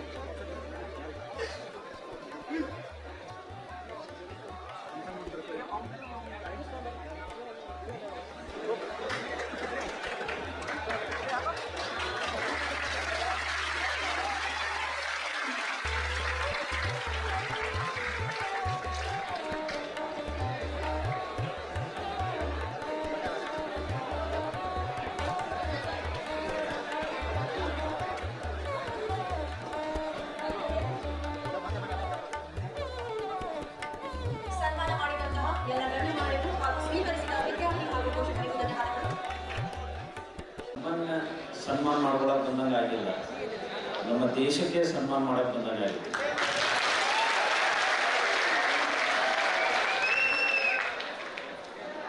ನನಗನ್ನಿಸ್ತಾ ಇದೆ ಇವತ್ತೇ ನೀವು ಕ್ಯಾಕಿ ಹೊಡಿದು ಚಪ್ಪಲಿ ಹೊಡೆದು ಮಾಡತ್ತಿರಲ್ಲ, ಟ್ರೈನಿಂಗ್ ಸ್ಟಾರ್ಟ್ ಆದ್ರೊಳಗೆ ಗೊತ್ತಾಗಿದೆ ಚಪ್ಪಲಿ ಹೊಡೆದು ಕ್ಯಾಕಿ ಹೊಡೆದು. 6 ತಿಂಗಳ ಬೇಸಿಕ್ ಟ್ರೈನಿಂಗ್ನಲ್ಲಿ ನಿಮ್ಮ ಮೊದಲು ಓದ್ಬೇಕು ಅಂತ ಬಸ್ ಇಡ್ತಾರೆ, ರೌಂಡಾಗಿ ಮಾರ್ಕ್ ಮಾಡ್ತಾರೆ, ಚಕ ಚಕ ಮೆಷಿನ್ ಹಚ್ಬಿಡ್ತಾರೆ. ಕಟಿಂಗ್ ಆಗ್ತೈತಿ, ಶೇಪ್ ಚೇಂಜ್ ಆಗ್ತೈತಿ, ಡ್ರೆಸ್ ಕೊಡ್ತಾರೆ. ಬೆಳಗ್ಗೆ ಪಿ ಟಿ ಪರೇಡ್ ಸ್ಟಾರ್ಟ್ ಆಗೈತಿ. ಕೆಂಪು ಸಾಕ್ಸ್ ಬಂದ್ರೆ ಗೊತ್ತಾಕೈತಿ ನಿಮ್ಗೆ ಅವಾಗ. ಚೀರೋದು, ಒದರೋದು, ಕ್ಯಾಕಿ ಹೊಡೆಯೋದು, ಹೌದಾ? ಸೊ ಇವತ್ತು ನೀವು ಎಂಥ ಒಂದು ಒಳ್ಳೆ ಪುಣ್ಯ ಕೆಲಸಕ್ಕೆ ಹೊಂಟಿರಿ ಅಂತಂದ್ರೆ ಎಲ್ಲರೂ ಈಗ ಆಗಲ್ಲ ಒಬ್ಬರನ್ನು ನಾನು ಆಗ ಟ್ರೈ ಮಾಡಿದೆ, ಈಗ ಟ್ರೈ ಮಾಡಲಿಲ್ಲ, ನನಗೆ ಆ ನೌಕರಿ ಸಿಗಲೇ ಇಲ್ಲ, ಕೊನೆಗೆ ಇಲ್ಲೇ ಬಂದೆ, ನೀವು ಪುಣ್ಯವಂತಪ್ಪ ಅದ ಕೈಲಿ ಬಂದೆ. ಇಂಥ ಒಂದು ಸೇವೆ ಸಲ್ಲಿಸ್ಲಾಕ ನಿಮಗೆ ಸಿಕ್ಕೈತಂದ್ರೆ ನೀವು ಎಷ್ಟು ಪುಣ್ಯವಂತರೋ ಗೊತ್ತಿಲ್ಲ. ಈ ಭಾರತ ಮಾತೆ, ನಮ್ಮ ಭಾರತ ದೇಶ ಇಂತಿಂಥ ಗಣ್ಯ ವ್ಯಕ್ತಿಗಳನ್ನು ಒಳಗೊಂಡೈತಿ. ಇವತ್ತು ನಾವು ಯಾವ ತಿಂಗಳದಾಗ ನಿಮ್ಮನ್ನು ಸನ್ಮಾನ ಮಾಡತ್ತೀವಿ ಅಂತಂದ್ರೆ ಏಪ್ರಿಲ್ ತಿಂಗಳ. ಇವತ್ತಿನ ದಿವಸ ರಾಮನವಮಿ, ನೆಕ್ಸ್ಟು ಮಹಾವೀರ ಜಯಂತಿ, ಅದರ ನೆಕ್ಸ್ಟ್ ಬಸವ ಜಯಂತಿ, ಅದರ ನೆಕ್ಸ್ಟ್ ಅಂಬೇಡ್ಕರ್ ಜಯಂತಿ. ಎಲ್ಲ ಗಣ್ಯರು ಇವತ್ತೇ ಹುಟ್ಟಿದಂಥ ದಿವಸ ಈ ತಿಂಗಳಲ್ಲಿ ನೀವು ಸನ್ಮಾನಗೊಳ್ಳತ್ತೀರಿ. ಅದು ಎಷ್ಟು ಗ್ರೇಟ್ ಅಂತ ನೀವು ತಿಳ್ಕೊಳ್ರಿ. ಅವ್ರ ಸಾಲಿನಲ್ಲಿ ನೀವು ಯಾಕೆ ಬರತ್ತೀರಿ ಅಂತಂದ್ರೆ ಎಲ್ಲರೂ ಈಗ ನಾವು ಪ್ರೊಫೆಸರ್ ಪಾಠ ಮಾಡ್ತೀವಿ, ನಾವು ಸಿಲೆಬಸ್ ಮುಗಿಸ್ತೀವಿ, ಅನುಕೂಲ ಆದಷ್ಟು ಎಷ್ಟು ನಮ್ಮ ಹುಡುಗರಿಗೆ ವಿದ್ಯಾರ್ಜನೆ ಮಾಡಿ ಅವ್ರಿಗೆ ಮಾರ್ಗದರ್ಶನ ಮಾಡಬೇಕು ಮಾಡ್ತೀವಿ, ಮನೆಗೆ ಹೋಗ್ಬಿಡ್ತೀವಿ ಮತ್ತು ಬೇರೆ. ಬಟ್ ನೀವು ಹಂಗಲ್ಲ. ನೀವೇನು ಸೇವೆ ಸಲ್ಲಿಸಕ್ಕೆ ಹೊಂಟಿರಲ್ಲ ಅದು 24 ತಾಸು. ಬೆಳಗ್ಗೆ 5 ಗಂಟೆಗೆ ಎದ್ದರೆ ಸಂಜೆ 7:30 ರೋಲ್ಕಾಲಾಗಿ ಊಟ ಮಾಡಿ ಮಲ್ಕೊಳ್ಳೋ ಮಟ ನಿಮ್ದು ಸ್ಟಾರ್ಟ್ ಇರತ್ತದ. ಸಂಜೆ ಏನಾದ್ರು ಮತ್ತೆ ಚಕ್ರ ರೋಲ್ಕಾಲ ಆಗ್ತಂದ್ರೆ ಸಡನ್ಲಿ ಫಾಲಿನ್ ಆಗ್ಬಿಡ್ಬೇಕು. ಯಾಕಂತಂದ್ರೆ ಇವೆಲ್ಲ ಯಾಕೆ ಹೇಳ್ತೀನಂದ್ರೆ since from my student life. ನಾನೊಬ್ಬ NCC ಕ್ಯಾಡೆಟ್, ಇದೇ ಕಾಲೇಜ್, ಕರ್ನಾಟಕ ಸೈನ್ಸ್ ಕಾಲೇಜಲ್ಲಿ KCD ಓದಿ ನಾನು.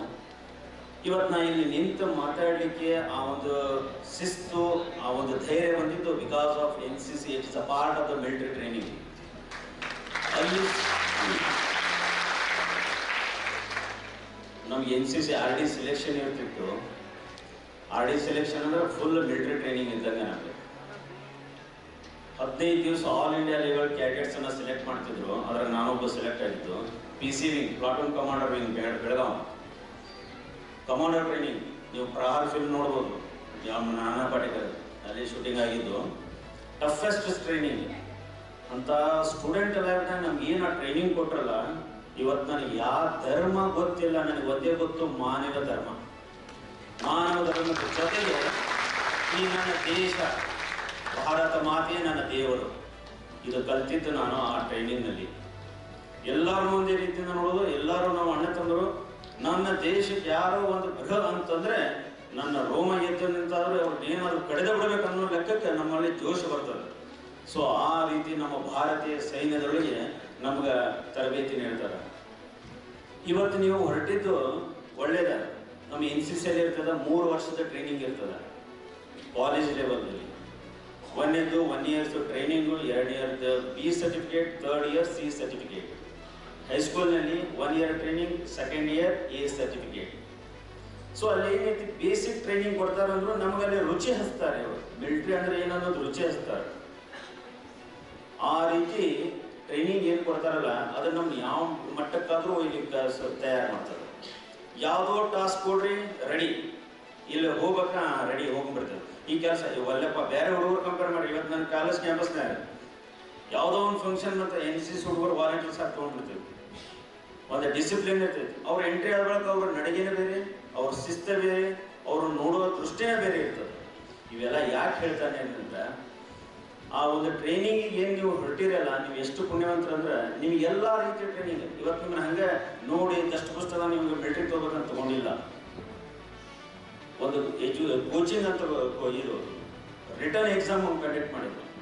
ನಿಮ್ಮ IQ ಟೆಸ್ಟ್ ಮಾಡಿದ್ರು. ಆ IQ ಟೆಸ್ಟ್ ಮಾಡಿದ್ದಲ್ಲಿ ಒಂದು ಎಕ್ಸಾಮ್ ಕಂಡಕ್ಟ್ ಮಾಡಿದ್ರು. ನ್ಯಾಷನಲ್ ಲೆವೆಲ್ದಾಗ ಎಕ್ಸಾಮ್ ಕಂಡಕ್ಟ್ ಮಾಡಿದ್ರು, ಅಥವಾ ಯೂನಿಟಿ ಲೆವೆಲ್ದಾಗ ಎಕ್ಸಾಮ್ ಕಂಡಕ್ಟ್ ಮಾಡಿದ್ರು. ಆ ಎಕ್ಸಾಮ್ನಲ್ಲಿ ನೀವು ಪಾಸ್ ಆಗಿ ಇವತ್ತು ನೀವು ಟ್ರೈನಿಂಗ್ ಹೋಗೋ ಲೆಕ್ಕಕ್ಕೆ ಬಂದಿರಿ ಅಂತಂದ್ರೆ ಆ ಲೆವೆಲ್ದಾಗ ನಿಮ್ಗೆ ನೀವು ಒಂಥರ ಹರಳಿದ್ರಿ, ಒಂದೇನೋ ಕಲ್ಲಿದ್ರಿ, ಇಲ್ಲಿ ಬಂದು ರತ್ನಗಳಾಗ್ಬಿಟ್ರಿ. ನೀವು ಯಾವ ರತ್ನಗಳಾಗ್ಬಿಟ್ರಿ. ಇಲ್ಲಿಂದ ನೀವು ನಾವು ಕೆಮಿಸ್ಟ್ರಿ ಓದ್ತೀವಿ ಗ್ರಾಫೈಟ್ ಅದು ವಜ್ರದ ಬಗ್ಗೆ. ವಜ್ರ ಅನ್ನಂಥ ಕಠಿಣ ವಸ್ತುನೇ ಆಗಲ್ಲ. ಇಲ್ಲಿಂದ ನೀವು ವಜ್ರ ಆಗಿ ಹೋಗ್ತೀರಿ, ಈಗ ಅಲ್ಲಿ ವಜ್ರ ಆಗ್ಲಿಕ್ಕೆ ಹೊರಟಿರಿ, ಗೊತ್ತಾ? ಸೊ ನಿಮಗಿಂತ ಏನು ಅಪರ್ಚುನಿಟಿ ಸಿಕ್ಕೈತಲ್ಲ 4 ವರ್ಷ ಟ್ರೈನಿಂಗ್ ಅಷ್ಟೇ ಮುಗಿತೈತಿ. ಬಟ್ 4 ವರ್ಷ ನಿಮ್ಮ ಬಿಹೇವಿಯರ್ನೆಸ್ ನೋಡಿ 25% ಟೋಟಲ್ 25% ಆಫ್ ದ್ಯಾಟ್ ಒನ್ ನಿಮ್ಮನ್ನ ಪರ್ಮನೆಂಟ್ ಸರ್ವಿಸಿಗೆ ತಗೊಳ್ತಾರೆ. ಆ ಪರ್ಮನೆಂಟ್ ಸರ್ವಿಸಿಗೆ ತಗೋಬೇಕಂತಂದ್ರೆ ನಿಮ್ಮನ್ನ ಅಲ್ಲಿ ಏನು 4 ವರ್ಷ ನೀವು ತಯಾರು ಮಾಡಿರ್ತಾರಲ್ಲ ಅಲ್ಲಿ ನಿಮ್ಮನ್ನ ಅಬ್ಸರ್ವ್ ಮಾಡ್ತಾ ಇರ್ತಾರೆ. ನಿಮ್ಮ ಅಟಿಟ್ಯೂಡ್, ನಿಮ್ಮ ಟ್ರೈನಿಂಗ್, ಟೈಮ್ ಪಂಕ್ಚುಯಾಲಿಟಿ, ಆಮೇಲೆ ನಿಮ್ಮ ಫಿಸಿಕಲ್ದಾಗ ಯಾವ ರೀತಿ ಇನ್ವಾಲ್ವ್ಮೆಂಟ್ ಇರ್ತೀರಿ, ನಿಮ್ಮ mental ability, everything they will got to analyse you. ಅಲ್ಲಿ ಅನಲೈಸ್ ಮಾಡ್ತಾ ಇರ್ತಾರೆ. ಆ ಬೇಸ್ ಮೇಲೆ ಅಪ್ಲಿಕೇಶನ್ ಕಾಲ್ ಮಾಡ್ತಾರೆ. 25% ಅಷ್ಟೇ ತಗೊಳ್ತಾರೆ. ಅದರ ಜೊತೆಗೆ ನಿಮ್ಗೆ ಇಯರ್ಲಿ ಪೇಮೆಂಟ್ ಇನ್ಕ್ರೀಸ್ ಮಾಡ್ಕೊಂತ ಬರ್ತಾರೆ. 30,000 ಇಂದ 40,000, 40,000 ಟು 50,000, ಲೈಕ್ 60,000. 4 ವರ್ಷ ಆಗ ನಾನು 11.5 ಲಕ್ಷ ನಿಮ್ಗೆ ಫಂಡ್ ಕೊಟ್ಟು ಕಳಿಸ್ತಾರೆ. ಬಟ್ ನೀವು ಇಲ್ಲಿ ಬಂದ ಬಳಿಕ ನೀವು ಇಲ್ಲಿ ಜನ ನೋಡಿ ನಾವು ಹಿಂಗಿದ್ದೀವ್ಯಾ ಅಂತ ಅನ್ಕೊಳಕ್ ನಿಮಗೂ ಒಂಥರ ಸೇಮ್ ಅನಿಸ್ತಿರ್ತದೆ.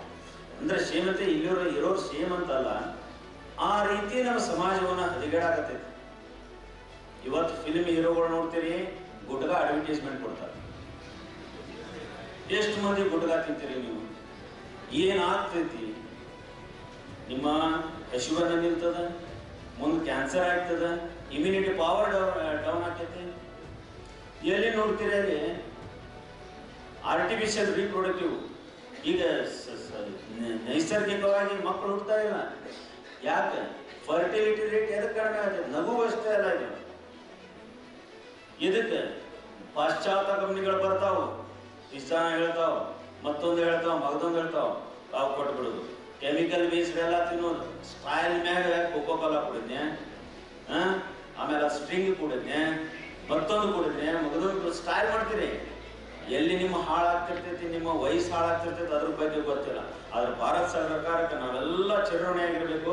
ಇದು 4 ವರ್ಷ ಏನು ನಿಮಗೆ ಇದು ಮಿಲಿಟರಿ ಟ್ರೈನಿಂಗ್ ಕೊಡಬೇಕಂತ ಮಾಡಿದ್ರಲ್ಲ, ಲಿಮಿಟೆಡ್ ಮಾಡಿರದ ತಪ್ಪಲ್ಲ. ಇನ್ನು ಮುಂದೆ ಇದು ಕಂಟಿನ್ಯೂ ಆಗಿ ಕಂಪಲ್ಸರಿ ಎಲ್ಲರಿಗೆ ಆಗಬೇಕು. ಎಲ್ಲರಿಗೆ ಆತಂದ್ರೆ ಏನಾಗ್ತದೆ ಗೊತ್ತೈತಿ? ಸಮಾಜದೊಳಗೆ ಒಂದು ಶಿಸ್ತು ಬರ್ತದ. ಎಲ್ಲೇ ಭ್ರಷ್ಟಾಚಾರ, ಎಲ್ಲೇ ತಪ್ಪು ಮಾಡಿದ್ದಾರೆ ಯಾಕಂತ ಕೇಳುವಂತ ಪ್ರಶ್ನೆ ಮಾಡುವಂತ ಧೈರ್ಯ ಬರ್ತದೆ ನಿಮ್ಮಲ್ಲಿ. ಆ ಧೈರ್ಯ ಕುಂದಿಬಿಟ್ಟೈತಿ. ಯಾಕಂತಂದ್ರೆ ಅವ್ನು ಹೇಳ್ತಾನೆ ಅವನಂಗೆ ಜೈ ಅನ್ನೋದು, ಇವನಂಗೆ ಹೇಳ್ತಾನೆ ಇವನಂಗೆ ಜೈ ಅನ್ನೋದು. ನಾಳೆ ಅವ್ರವ್ರು ಎಲ್ಲೆಚ್ಚಿಗೆ ಹೋಗ್ರಿ. ಇವತ್ತೇನು ವಿಧಾನಸೌಧ ಕಚ್ಚಾಡಿರ್ತಾರಲ್ಲ, ಶಾಸಕರ ಮನೆಗೆ ಹೋಗ್ರಿ, ಸಂಜೆಗೆ ಎಲ್ಲರೂ ಕೂಡ ಪಾರ್ಟಿ ಮಾಡ್ತಿರ್ತಾರೆ. ನೀವು ಗುದ್ದಾಡಿದ ಇವತ್ತು ಅವನಂತೇಳಿ ಸ್ಟ್ರೈಕ್ ಮಾಡೋಣ ಅಂತ ಮಾಡ್ಬಿಡ್ತೀರಿ. ಅದು ಬೇಡ. ಮೊದಲು ನಾವು ನಮ್ಮ ಕರ್ತವ್ಯನ ತಿಳ್ಕೊಳ್ಳೋಣ. ಸಂವಿಧಾನ ನಮಗೆ ಎಲ್ಲಾ ರೀತಿಯ ಸವಲತ್ತುಗಳು ಕೊಟ್ಟದ. ಸಂವಿಧಾನನ ತಿಳ್ಕೊಳ್ಳೋಣ, ಅದರ ಪ್ರಕಾರ ನಮಗೆ ಕೆಲಸ ಮಾಡ್ಕೊಳ್ಳೋದು. ಇಲ್ಲಪ್ಪ ಅಂತಂದ್ರೆ ಏನಾಗ್ತೈತಿ ಗೊತ್ತೇ? ಇವತ್ತು ನಾವು ನಿಮಗೆ ಈ ಮಟ್ಟಕ್ಕೆ ಯಾಕೆ ಹೇಳಾಗ್ತೀವಿ ಅಂದ್ರೆ ನಮ್ಮ ತಂದೆ ತಾಯಿಗಳು ಎಲ್ಲೇ ಒಂದ್ ಕಡೆ ತಪ್ಪು ಮಾಡಿದ್ರು ನಾವು ಇಲ್ಲಿ ಮಟ್ಟಕ್ಕೆ ಬಂದೀವಿ. ಹಿಂಗೆ ಬಿಟ್ಕೊಂತ ಹೋದ್ರೆ ನಾಳೆ ನಿಮ್ಮ ಮಕ್ಕಳ ಸ್ಥಿತಿ ಏನಾಗಬಾರ್ದು.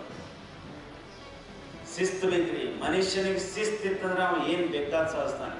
ಇವತ್ತೊಬ್ಬ IAS ಆಫೀಸರ್ ಆಗ್ಬೇಕಪ್ಪ ನೀವು ಅಂತಂದ್ರೆ ಶಿಸ್ತು ಬೇಕು. ಬೆಳಗ್ಗೆ ಇಷ್ಟು ಗಂಟೆಗೆ ಓದ್ಬೇಕು, ಇಷ್ಟು ಗಂಟೆಗೆ ತಯಾರಾಗಬೇಕು, ಇಷ್ಟು ಗಂಟೆಗೆ ಎದ್ದಿದ್ರಿ ಎಕ್ಸರ್ಸೈಸ್ ಮಾಡಬೇಕು, ಇದು ಮಾಡಬೇಕು, ನಾನು ಇಂಥದ್ದು ಅವಾಯ್ಡ್ ಮಾಡಬೇಕು, ಮಾಡಬೇಕು. ಇದು ತಪ್ಪೈತಂದ್ರೆ ಇದನ್ನ ಧಿಕ್ಕರಿಸ್ಬೇಕು. ಆ ಮನೋಭಾವನೆ ನಿಮ್ಮೊಳಗೆ ಬರಬೇಕಪ್ಪ ಅಂದ್ರೆ ಶಿಸ್ತಿರಬೇಕು. ಶಿಸ್ತಿರ್ಬೇಕಂದ್ರೆ ನನ್ನ ದೇಶ ನನ್ನ ದೇಶ ಅಂದ್ರೆ ನನ್ನ ದೇವರು. ಇವತ್ತು ನನ್ನ ಮನೆ ಅಕ್ಕಂಗಿಯರಿಗೆ ಯಾರೋ ಏನಾದ್ರು ಬಟ್ಟೆ ಮಾಡಿ ತೋರಿಸಿದ್ರೆ ಸುಮ್ಮನೆ ಇರ್ತೇವೆ?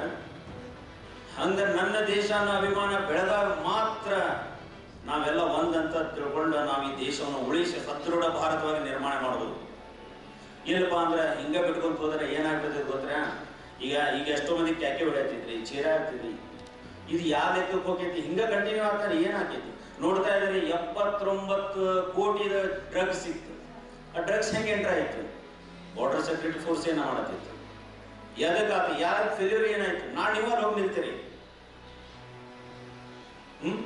ಆಮೇಲೆ ಎಷ್ಟೋ ಕಡೆ ದರೋಡೆ, ಅತ್ಯಾಚಾರ, ಅನಾಚಾರ, ಗಾಡಿ ಹೊಡಿತಿರ್ತಾರ. ಯಾವ ಲೆವೆಲ್ದಾಗ ಗಾಡಿ ಹೊಡಿತಾರೆ? Drugs addict. ನಿಂತು ಕೇಳ್ಬೇಕ, ಹೊಲಿಬಿಡ ಪೊಲೀಸ್ ಮಾಡ್ತಾರ, ನಮ್ಗೇನ್ ಬಿಡು ಹೆಂಗ್ ಹುಡ್ಕೊಂಡು ನೋಡದವ ಗೊತ್ತಿಲ್ಲ ಇವಪ್ಪ ಅಂದ್ ಮಾಡಬಾರ್ದು. ನಂಬರ್ ತಗೋಬೇಕು, ಪೊಲೀಸ್ ಕಂಟ್ರೋಲ್ ರೂಮ್ ಕಡಬೇಕು. ಇವು ನಮ್ಮ ಬೇಸಿಕ್ ಡ್ಯೂಟಿ ನಾವಿಲ್ಲಿ ಮಾಡ್ಕೊಂತಿದ್ದಾಗ ಅಲ್ಲಿ ಸೈನಿಕರು ನಮ್ಮನ್ನು ಉಳಿಸ್ಕೊತಿದ್ರೆ ಈ ದೇಶ ಸದೃಢ ಭಾರತ ಮಾಡ್ಲಿಕ್ಕೆ ಸಾಧ್ಯ ಇಲ್ಲ.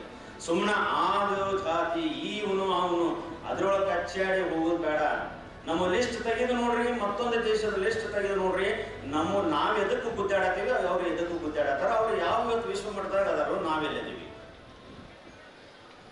ಎಜುಕೇಟೆಡ್ ಬೇಕು, ಎಜುಕೇಶನ್ ಬೇಕು. ನಾವು ಫ್ರೀ ಕೇಳೋದು ಎಜುಕೇಶನ್ ಕೇಳೋದ್ರಿ, ಹೆಲ್ತ್ ಕೇಳೋನು, ಉಳಿಗಿವೇನು ಬೇಡ. ನಮ್ಗೆ ಅದನ್ನ ಯಾಕೆ ಕೊಡೋಂಗಿಲ್ಲ ಅಂದ್ರೆ ಎಜುಕೇಶನ್ ನಮ್ಗೆ ಯಾಕೆ ಫ್ರೀ ಕೊಡೋಂಗಿಲ್ಲ ಅಂದ್ರೆ ನಾಳೆ ನೀವು ಕ್ವಶನ್ ಮಾಡ್ತೀರಿ ಎಜುಕೇಶನ್ ತಗೊಂಡ್ರೆ. ಉಳಿಗಿದ್ ಕೊಟ್ರೆ ನಾವು ಹೇಳಿದ್ ಕೇಳಿರ್ತೀರಿ, ಅದನ್ನ ಯಾರಾದ್ರೂ ಕೇಳ್ತೀರ? Compulsory education ಇವತ್ತೈತೆ? ಇಲ್ಲ. ಬಾಬಾ ಸಾಹೇಬ್ ಅಂಬೇಡ್ಕರ್ ಯಾವಾಗ ಹೇಳಿದ್ರೆ ಮಹಿಳೆಯರಿಗೆ ಈಕ್ವಲ್ ಪ್ರಾಶಸ್ತ್ಯ ಕೊಡ್ರಿ ಅಂತ ಹೇಳಿ NDA ಮೊನ್ನೆ NDA ಮಹಿಳೆಯರಿಗೆ ಜಾಯ್ನ್ ಆಗತ್ತಾರೆ. ಇಷ್ಟು ದಿವಸ ಏನ್ ಮಾಡಿದ್ವಿ ನಾವು? ಮಹಿಳೆಯರು ನಮ್ಮ ಈಕ್ವಲ್. ಇವತ್ತು ನಾನು ಇಲ್ಲಿ ನಿಂತೇನೆ ಅಂದ್ರೆ ನನ್ನ ತಾಯಿಗೂ ರಿಟೈರ್ಡ್ ಪೊಲೀಸ್ ಇನ್ಸ್ಪೆಕ್ಟರ್.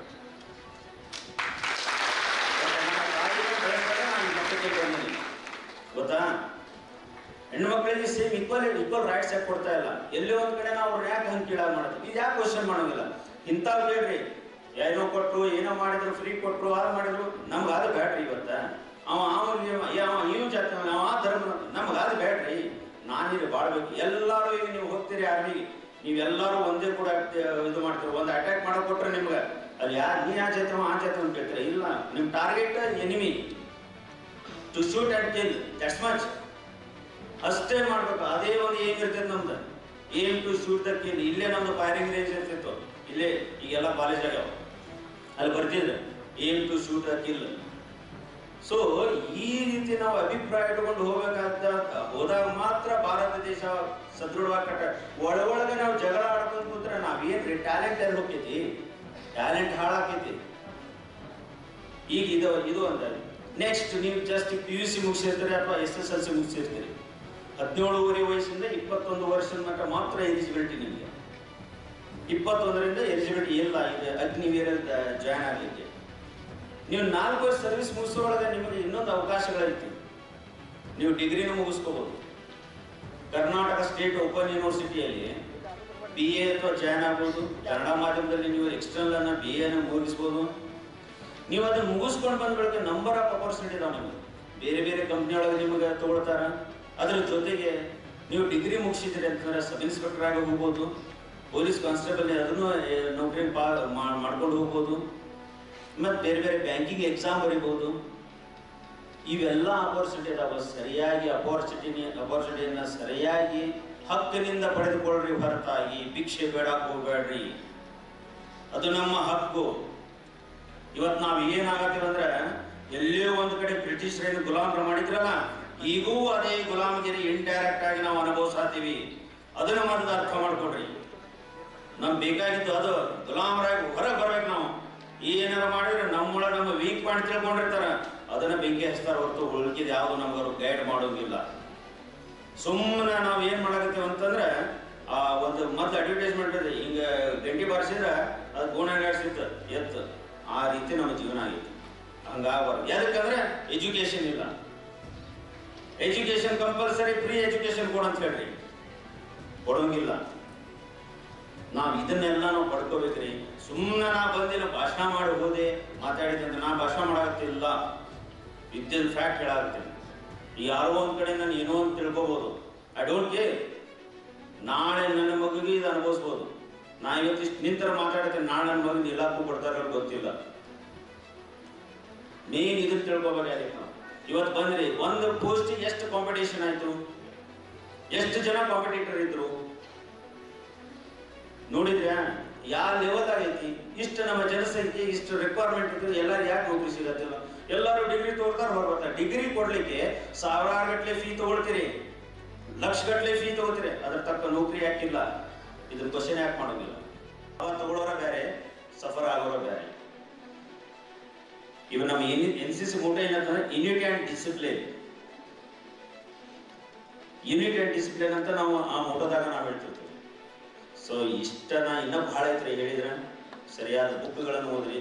ನಿಮ್ಮ ಆರೋಗ್ಯವನ್ನು ಮೊದಲು ಕಾಪಾಡ್ಕೊಳ್ರಿ. ಆರೋಗ್ಯ ಕಾಪಾಡ್ಕೊಂಡ್ರೆ ಬಂದವ ದೇವನ, ಅಜಯ್ ದೇವನ, ಶಾರುಖ್ ಖಾನ್, ವಿಮಲದ ಅಡ್ವರ್ಟೈಸ್ಮೆಂಟ್ ಕೊಡ್ತಾರಲ್ಲ, ಅವ್ರಂಗ ಸ್ಟೈಲ್ನಾಗ ಹಾಕೋಬೇಡ್ರಿ. ಅವ್ರಿಗೆ ಕೋಟಾನಿ ಕೊಟ್ಟು ರೊಕ್ಕ ಹೋಗ್ತಿದೆ, ಅವ್ರ ಅದ್ರಾಗ ಒಂದು ತುಣುಕು ತಿನ್ನೋಂಗಿಲ್ಲ. ಅವ್ರಂಗ ನೀವು ಆಗಬೇಡ್ರಿ. ಅವ್ರು ನೋಡಿ ಇಮಿಟೇಟ್ ಆಗಬೇಡ್ರಿ. ಇನ್ನಿಮ್ಮ ನೋಡಿ ನೀವು ಇಮಿಟೇಟ್ ಆಗೋಂಗ ನೀವು ತಯಾರಾಗ್ರಿ. ಅದು ಒಂದು ಅಪರ್ಚುನಿಟಿ ನಿಮ್ಗೆ ಸಿಕ್ಕೈತಿ. ಭಾರತಾಂಬೆ ಸೇವೆ ಸಲ್ಲಿಸಾಕ ಹೋಗ್ರಿ, ಪ್ರಾಮಾಣಿಕವಾಗಿ ಸೇವೆ ಸಲ್ಲಿಸ್ರಿ. ಅದು ಮುಗಿಸಿ ಬಂದ್ಬಳಕು ನಿಮಗೆ ನಂಬರ್ ಆಫ್ ಅಪರ್ಚುನಿಟೀಸ್ ಅದಾವ, ಬಹಳ ಸವಲತ್ತುಗಳು ಇದಾವ. ಅವುಗಳನ್ನು ಸರಿಯಾಗಿ ಸಮರ್ಪಕ ಪಡ್ಕೊಂಡು ಅದೇ ಈಗಲೇ ಸ್ವಾಮೀಜಿ ಹೇಳಿದ್ರು, ಸುಟ್ಟು ಬಿಡ್ತಾರೆ, ನಮ್ಮನ್ನು ಮುಗಿದು ಬಿಡ್ತಾರೆ, ಮಣ್ಣಾಗಿ ಹೋಗ್ಬಿಡ್ತೀವಿ, ಅಷ್ಟೇ ನಮ್ಮ ಜೀವನ. ಬಟ್ ಆ ಗ್ಯಾಪ್ ಒಳಗೆ ನಾವೇನು ಸಾಧಿಸಿದ್ವಲ್ಲ ಪರ್ಮನೆಂಟ್ ಆಗಿ ಉಳಿತೈತಿ. ಇವತ್ತೇ ಈ ತಿಂಗಳದ ಮಹಿಳೆಯರದ ದಿನಾಚರಣೆಗಳನ್ನು ಮಾಡತ್ತೇವಲ್ಲ, ಅವ್ರು ಒಳ್ಳೇದು ಮಾಡಿದ್ರೆ ನಾವು ಮಾಡಾಕ್ತೀವಿ. ಮತ್ತೊಬ್ಬರು ಮಾಡ್ಲಿಕ್ಕೆ ಸಾಧ್ಯನಾ? ಅಸಾಧ್ಯ. ಎಲ್ಲಿ ಒಂದೊಂದು ಊರಾಗ ನೋಡ್ಬೇಕು, ಸೈನಿಕರ ಮೂರ್ತಿಯನ್ನು ಮಾಡಿಟ್ಟು ಅವ್ರು ಪೂಜನೆ ಮಾಡ್ತಿರ್ತಾರೆ. ಯಾಕೆ ಹೇಳ್ರಿ? ಆ ಲೆವೆಲ್ ಅವ್ರು ಮಾಡಿ ಬಂದಿರ್ತಾರೆ. ಕ್ವಶನ್ ಮಾಡೋದು, ಪ್ರಶ್ನೆ ಮಾಡೋದು ಕಲೀರಿ. ಇದು ಪ್ರಜಾಪ್ರಭುತ್ವ. ಒಂದು ಓಟಿನಾಗ ವಾಜಪೇಯಿ ಅವರು ತಮ್ಮ ಸರ್ಕಾರವನ್ನು ಕಳ್ಕೊಂಡ್ರು. ಒಂದು ಓಟು, ಒಬ್ಬೊಬ್ಬ ಓಟಿಗೆ ಎಲ್ಲರಿಗೆ ಅಷ್ಟೇ ಮರ್ಯಾದೆ ಐತಿ. ನಮ್ಮ ಸಂವಿಧಾನದೊಳಗೆ ಒಂದೊಂದು ಓಟಿಗೆ ಅಷ್ಟೇ ಪ್ರಾಶಸ್ತ್ಯ ಐತಿ. ನಾವೆಲ್ಲರೂ ಅಷ್ಟೇ ಸಮಾನ, ಈಕ್ವಲ್. ಅದನ್ನು ಕೇಳೋದು ಕಲೀರಿ, ಅದನ್ನು ಸರಿಯಾಗಿ ಪಡ್ಕೊಳ್ರಿ. ನಮ್ಮ ದೇಶವನ್ನು ನಾವು ಬಯಲೋ ಭಾರತ್ ಮಾತೆಗೆ ಬರೀ ಜೈ ಅಂತ ಹೊರ ಹೋಗ್ಕೊಳ್ಳೋಕೆ ಮತ್ತೊಂದು ಮಾಡೋದಲ್ಲ. ಆ ಜೈ ಅನ್ನಾಕ ಇನ್ನ ಆ ಮಟ್ಟಕ್ಕೆ ತರಲಿಕ್ಕೆ ನಾನು ಏನು ಮಾಡಬೇಕು ಅನ್ನೋದು ಮೊದಲು ಸಂಕಲ್ಪ ಮಾಡ್ಕೊಳ್ರಿ. ಅಂದಾಗ ಮಾತ್ರ ಸಾಧ್ಯ. ಇಷ್ಟು ಹೇಳಿ ನಾನು ಮಾತನ್ನು ಮುಗಿಸ್ತೀನಿ.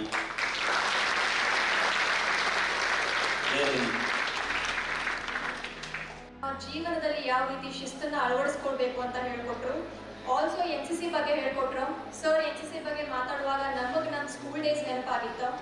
ಆಕ್ಚುಲಿ ಆಗಿ ಹೇಳ್ಬೇಕಂತಂದ್ರೆ NCC ಅಂದ ತಕ್ಷಣ ಶಿಸ್ತು ಮತ್ತು ಯುನಿಟಿ ಆ್ಯಂಡ್ ಡಿಸಿಪ್ಲಿನ್. ಸೊ ಇವತ್ತು ನಾವೆಲ್ಲರೂ ಶಿಸ್ತಿನಿಂದ ವರ್ತಿಸ್ತಾ ಕುಂತೇವೆ ಅಂದ್ರೆ ಅದು NCCನ. ಬಿಕಾಸ್ ರಿಯಲ್ ಆದಂತಹ ಡಿಸಿಪ್ಲಿನ್, ನಿಜವಾದಂತಹ ಒಂದು ಶಿಸ್ತನ್ನ ಹೇಳ್ಕೊಡೋದೇ NCC ಅಂತ ಹೇಳ್ಬೋದು. ಇದು ನನ್ನ ಪರ್ಸನಲ್ ಎಕ್ಸ್ಪೀರಿಯನ್ಸ್. ಸೊ ನಿಮ್ಮ ಮನೆಯೊಳಗೆ ಯಾರಾದ್ರೂ ನಿಮ್ಮ ಅಣ್ಣ ತಂಗಿ ಇದ್ರೆ ಸ್ಕೌಟ್ಸ್ ಗೈಡ್ಸಿಗೆ ಸೇರಿಸ್ರಿ, ಇಲ್ಲ NCC ಸೇರಿಸ್ರಿ. ಅವರು ಕೂಡ ಆರ್ಮಿ ಅಗ್ನಿವೀರಿಗೆ ಜಾಯಿನ್ ಆಗೋಕ್ಕಾಗಿ ಈಗಿನ ಪ್ರಿಪರೇಷನ್ ಮಾಡಿಸ್ರಿ. ಹೌದಾ? ಈ ಎಲ್ಲ ಶಿಸ್ತಿನ ಬಗ್ಗೆ ಹೇಳ್ಕೊಟ್ಟಿದ್ದಕ್ಕೆ ಅರಸರಿಗೆ ಧನ್ಯವಾದಗಳು. ಈಗ ಮತ್ತೊಬ್ಬ ಅತಿಥಿಯಾದಂತಹ ಶ್ರೀಮತಿ ಡಾಕ್ಟರ್ ವೀಣಾ ಬಿರಾದರ್, ಪ್ರಾಂಶುಪಾಲರು ಶ್ರೀ ಸಾಯಿ PU ಕಾಲೇಜ್ ಧಾರವಾಡ. ಇವರು ನಮ್ಮ ಸಂಸ್ಥೆಯ ಬಗ್ಗೆ ಮತ್ತು ವಿದ್ಯಾರ್ಥಿಗಳ ಬಗ್ಗೆ ಕುರಿತು ಮಾತನಾಡಬೇಕೆಂದು ವಿನಂತಿ.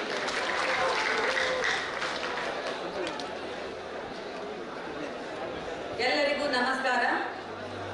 ಮೊಟ್ಟ ಮೊದಲು ನಮ್ಮ ಧಾರವಾಡದ ಹೆಮ್ಮೆಯ ಯುವರತ್ನ ಅಕಾಡೆಮಿಯಿಂದ ಈಗ ಭಾವಿ ಯೋಧರಾಗಿ ಸೈನ್ಯ ಸೇವೆಗೆ ಭಾರತಾಂಬೆಯ ಒಂದು ಪುತ್ರರಾಗಿದ್ದುಕೊಂಡು ಅಲ್ಲಿ ಸೇವೆ ಸಲ್ಲಿಸಲಿಕ್ಕೆ ಹೋಗ್ತಾ ಇರುವಂತಹ ನಮ್ಮ ಎಲ್ಲ ಸೈನಿಕ ರತ್ನಗಳಿಗೆ ಹೃದಯಪೂರ್ವಕ ಅಭಿನಂದನೆಗಳು.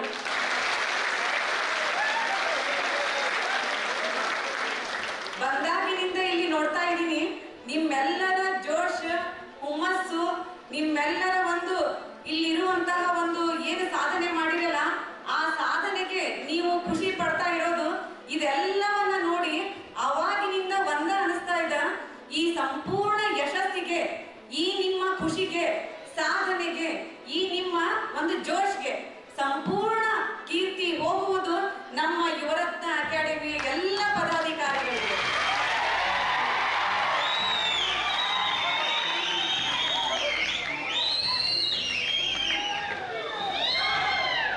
ಎಸ್, ಬಹಳ ಖುಷಿ ಅನಿಸ್ಲಿಕ್ಕತ್ತದ. ಒಂದು ನೀವೆಲ್ಲರೂ ಒಂದು ಚಲನಚಿತ್ರ ನೋಡಿರಬಹುದು, ಪುಲ್ವಾಮಾ ದಾಳಿಯ ಘಟನೆಯನ್ನು ಆಧರಿಸಿದ್ದು ಉರಿ ಅಂತ ಹೇಳಿ ಒಂದು ಚಲನಚಿತ್ರ. ಅದರೊಳಗೆ ಹೆಂಗ ಸರ್ಜಿಕಲ್ ಸ್ಟ್ರೈಕ್ ಮಾಡಿ ಯಾವ ರೀತಿ ಅಲ್ಲಿ ನಮ್ಮ ಸೈನಿಕರಿಗೆ ಆಗ ಆ ಒಂದು ಕೆಟ್ಟ ಘಟನೆಗೆ ಪ್ರತೀಕಾರವನ್ನು ತೀರಿಸಿಕೊಂಡಿದ್ದು.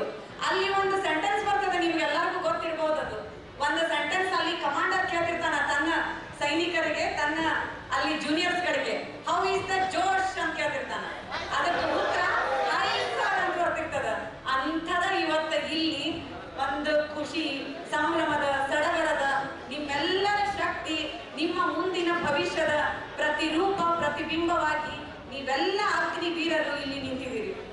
ಜೀವನ ನಿಮಗ ಒಂದು ದೊಡ್ಡ ಒಂದು ಕಾಣಿಕೆಯನ್ನು ಕೊಟ್ಟದ. ಭಾರತ ಮಾತೆಗೆ ಸೇವೆಯನ್ನು ಸಲ್ಲಿಸುವ ಒಂದು ಆ ಅವಕಾಶ, ಆ ಒಂದು ಸೇವೆಯನ್ನ ಮಾಡುವ ಒಂದು ಋಣವನ್ನ ತೀರಿಸುವ ಸೌಭಾಗ್ಯ ಎಲ್ಲರಿಗೂ ಸಿಗಂಗಿಲ್ಲ. ಅದು ನಿಮಗ ಸಿಕ್ಕದ. ಅದು ನಿಮ್ಮ ಜೀವನದ ಧನ್ಯತೆ, ನಿಮ್ಮ ಜೀವನದ ಸಾರ್ಥಕತೆ. ಅದನ್ನ ಸಂಪೂರ್ಣವಾಗಿ ಸಮರ್ಪಣೆಯಿಂದ 4 ವರ್ಷ ನಿಮ್ಮನ್ನ ನೀವು ಭಾರತ ಮಾತೆಯ ಸೇವೆಗೆ ಸಮರ್ಪಿಸಿಕೊಂಡರ ಮುಗಿದು ಹೋಯ್ತು.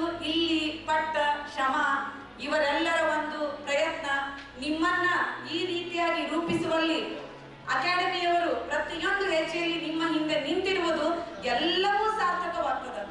ಜೀವನ ಎಷ್ಟು ಸಣ್ಣದಂತಂದ್ರ ಕಣ್ಣು ತೆರೆದರೆ ಜನನ, ಕಣ್ಣು ಮುಚ್ಚಿದರೆ ಮರಣ. ಕಣ್ಣು ತೆರೆದು ಮುಚ್ಚುವ ನಡುವಿನ ಈ ಒಂದು ಸಣ್ಣ ಇದೇನದಲ್ಲ ಒಂದು ಕ್ಷಣ, ಇದಿಷ್ಟೇ ನಮ್ಮ ಜೀವನ. ಆ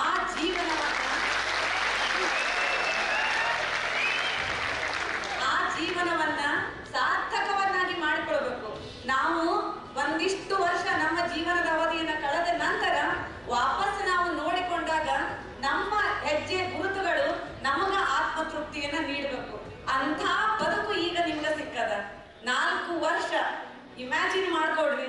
ಈಗ ಒಂದಿಷ್ಟು ನೀವು ಪರಿಶ್ರಮ ಪಟ್ಟಿರಿ ಇದು ಟ್ರೈನಿಂಗ್ ಒಳಗ, ಇದು ಏನೂ ಅಲ್ಲ, ಇದರದ್ದು ಇನ್ನೂ ಹೆಚ್ಚಿನ ಮಟ್ಟದ ಟ್ರೈನಿಂಗ್ ಅಲ್ಲಿ ಇರ್ತದ.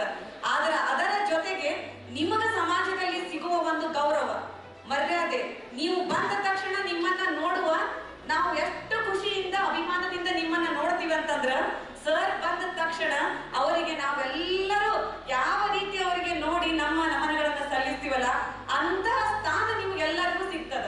ನಿಮ್ಮ ಯಾವಾಗಲೂ ನಾನು ನನ್ನ ವಿದ್ಯಾರ್ಥಿಗಳು ಹೇಳ್ತಾ ಇರ್ತೀನಿ, nothing is impossible, everything is possible ಅಂತ ಹೇಳಿ.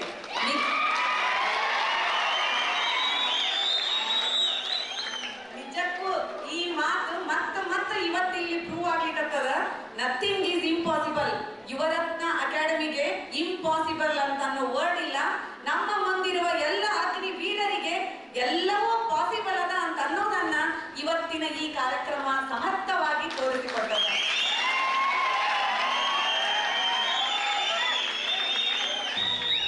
ಇದರ ಜೊತೆಗೆ ನಿಮಗ ಸೈನ್ಯಕ್ಕ ಅತ್ಯವಶ್ಯಕವಾಗಿ ಬೇಕಾಗಿದ್ದು ಒಂದು 5 ವಿಚಾರಗಳನ್ನ ಇಲ್ಲಿ ಹೇಳ್ತೀನಿ. ನಾನು ಬೇಸಿಕಲಿ ಇತಿಹಾಸ ಪ್ರಾಧ್ಯಾಪಕಿ. ನಮ್ಮದ ಶ್ರೀ ಸಾಯಿ ಅಂತ ಹೇಳಿ PU ಕಾಲೇಜ್ ಅದ. ಪ್ರತಿ ವರ್ಷ ನಾನು ಮಕ್ಕಳೊಳಗ ದೇಶಾಭಿಮಾನ, ರಾಷ್ಟ್ರಭಕ್ತಿ ಇವೆಲ್ಲ ಮೂಡ್ಲಿ, ಸಮಾಜದೊಳಗಿನ ಸಮಸ್ಯೆಗಳ ಅರಿವಾಗ್ಲಿ, ಹೆಂಗ ದೇಶಕ್ಕಾಗಿ ಸೈನಿಕರು ತಮ್ಮ ಪ್ರಾಣವನ್ನ ತ್ಯಾಗ ಮಾಡಿ ಯಾವುದನ್ನು ಲೆಕ್ಕಿಸದ, ಚಳಿ ಮಳೆ ಗಾಳಿ ಲೆಕ್ಕಿಸದ ಹೆಂಗ ಹೋರಾಡ್ತಾರ ಅಂತ ಅನ್ನೋದನ್ನ ಪ್ರತಿ ವರ್ಷ ಆಗಸ್ಟ್ 15 ಜನವರಿ 26ಕ್ಕ ಅದಕ್ಕೆ ಸಂಬಂಧಪಟ್ಟಂತ ಕ್ರಾಂತಿಕಾರರ, ಹೋರಾಟಗಾರರ ಒಂದು ಚಲನಚಿತ್ರಗಳನ್ನ ತೋರಿಸುವ ಮೂಲಕ ನಮ್ಮ ಮಕ್ಕಳಲ್ಲಿ ದೇಶಾಭಿಮಾನವನ್ನ ಹುಟ್ಟಿಸುವ ಒಂದು ಸಣ್ಣ ಪ್ರಯತ್ನವನ್ನ ಮಾಡ್ತಾ ಇರ್ತೀವಿ. ಅವಾಗ ಪ್ರತಿ ಸಲ ನನ್ನ ಮಕ್ಕಳಿಗೆ, ವಿದ್ಯಾರ್ಥಿಗಳಿಗೆ ಹೇಳೋದು ಒಂದು 5 ವಿಚಾರಗಳು. ನೀವು ಈಗ ಅದರ ವಯಸ್ಸಿನವರದಿರಿ, SSLC, PUC, ಈ ವಯಸ್ಸಂತಂದ್ರ ಕಲ್ಲು ಬಂಡೆಯನ್ನು ಸಹ ಪುಡಿ ಮಾಡಿ ನಿಲ್ಲಿಸುವಂತಹ ಶಕ್ತಿ ನಿಮ್ಮಲ್ಲಿ ಅದ. ಅದಕ್ಕ ವಿವೇಕಾನಂದ ಅವರು ಹೇಳಿದ್ದ 100 ಜನ ಯುವಕರನ್ನ ನನಗ ಕೊಟ್ರ ಬಲಿಷ್ಠವಾದಂತಹ ಒಂದು ರಾಷ್ಟ್ರವನ್ನ ನಿರ್ಮಾಣ ನಾನು ಮಾಡ್ತೀನಿ ಅಂತ ಹೇಳಿ. ಅಂತಹ ವಿದ್ಯಾರ್ಥಿಗಳು ನೀವು ಒಂದು 5 ವಿದ್ಯಾರ್ಥಿ ಜೀವನದ ಮತ್ತು ನೀವು ಮುಂದಿನ ಸೈನ್ಯದಲ್ಲಿ ಒಂದು ಯಾವಾಗಲೂ ನಮಗಿರ್ಬೇಕಾಗಿದ್ದು ಜೀವನದಲ್ಲಿ ಕರ್ತವ್ಯ ಪ್ರಜ್ಞೆ.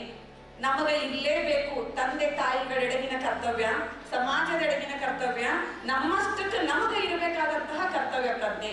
ಅದರ ಜೊತೆಗೆ 2ನೇದಾಗಿ ಬೇಕಾಗಿದ್ದು ಸಮಯ ಪ್ರಜ್ಞೆ. ಇದು ಗಡಿ ಕಾಯುವ ಯೋಧರಿಗಷ್ಟೇ ಅಲ್ಲ, ನಮ್ಮ ದಿನನಿತ್ಯದ ಎಲ್ಲರಿಗೂ ಅವಶ್ಯವಿರುವಂತಹ ಸಮಯ ಪ್ರಜ್ಞೆ. ಇದರ ಜೊತೆಗೆ ಮತ್ತೊಂದು ಪ್ರಾಮಾಣಿಕತೆ. ಅದರ ಜೊತೆಗೆ ನಿಮ್ಮ ಈ ವೃತ್ತಿಗೆ ಅತ್ಯವಶ್ಯಕವಾಗಿ ಬೇಕಾಗಿದ್ದು ತಾಳ್ಮೆ. ಇವೆಲ್ಲದರ ಜೊತೆಗೆ ಕೊನೆಯದಾಗಿ ಈಗಾಗಲೇ ನಿಮಗೆ ಟ್ರೈನಿಂಗ್ ಒಳಗೆ ಅದನ್ನ ಮಾಡಿಸಿಬಿಟ್ಟಾರ, ಸತತ ಪ್ರಯತ್ನ.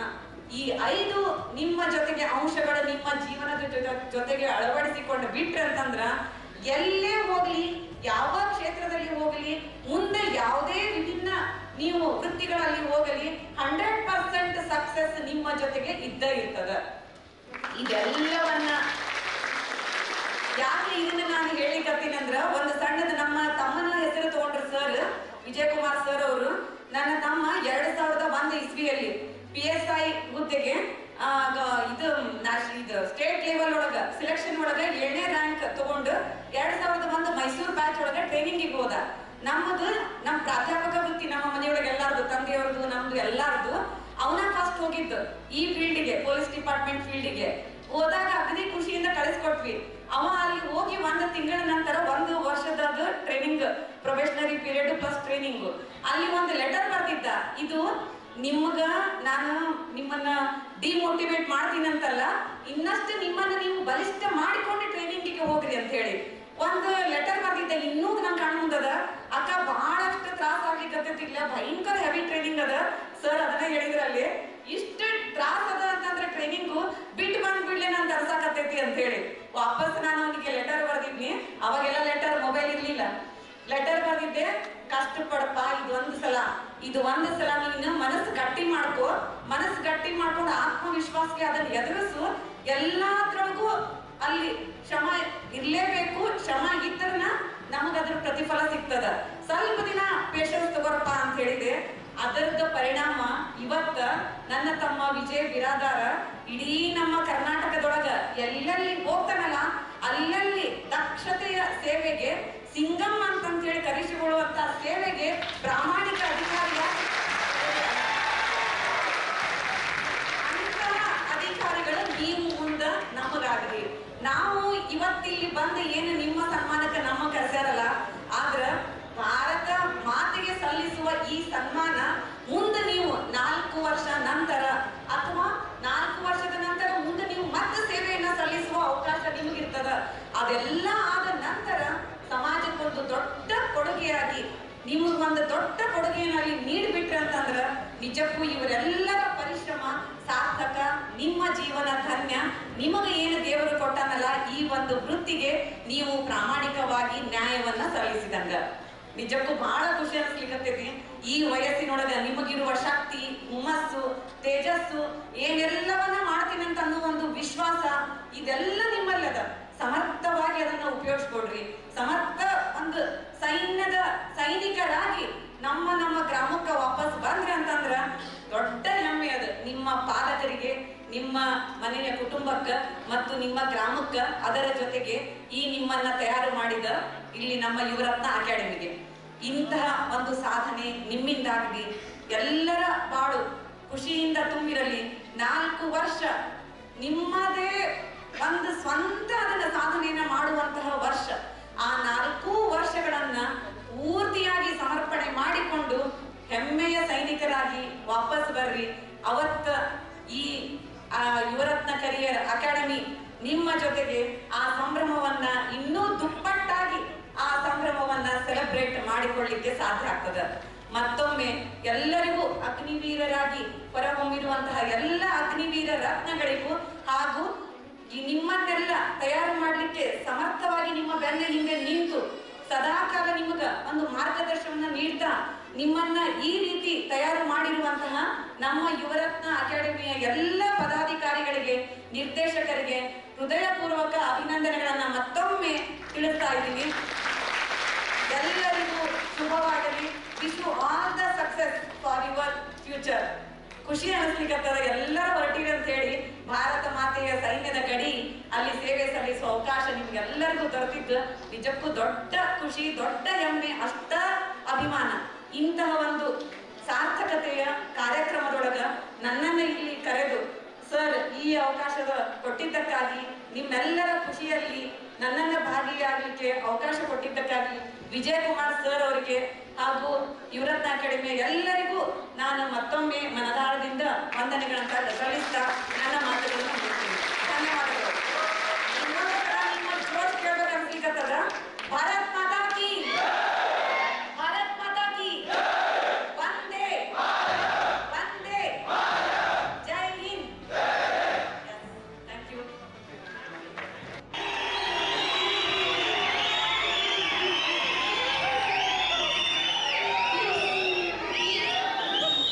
These both are the truly inspiration women ಅಂತ ಹೇಳ್ಬೋದು. ಜೋರಾದ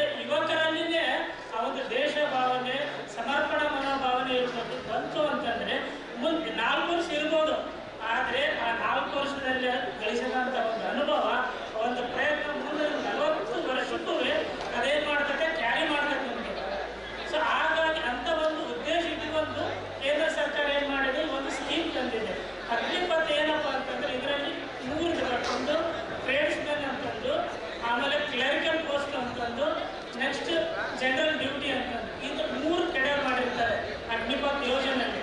ಇದರಲ್ಲಿ 24 ವಾರಗಳ ಏನು ಟ್ರೈನಿಂಗ್ ಇರುತ್ತೆ. ಸೊ 4 ವರ್ಷಗಳ ಅಂತ ಒಂದು ಅವಧಿ ಇದೆ.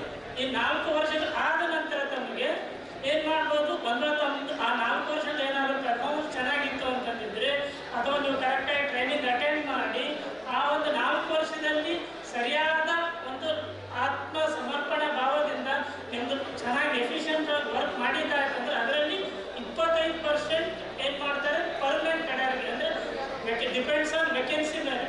ಸೊ ಕೇಂದ್ರ ಸರ್ಕಾರದ ಎಲ್ಲ 3 ಫೋರ್ಸಸ್ ಅಲ್ಲಿ ಒಂದು ನೈವಿ ಇರ್ಬೋದು, ಮಿಲಿಟರಿ ಇರ್ಬೋದು ಮತ್ತು ಇನ್ನೊಂದೇನು ಏರ್ ಫೋರ್ಸ್ ಅಲ್ಲಿ ಇರ್ಬೋದು.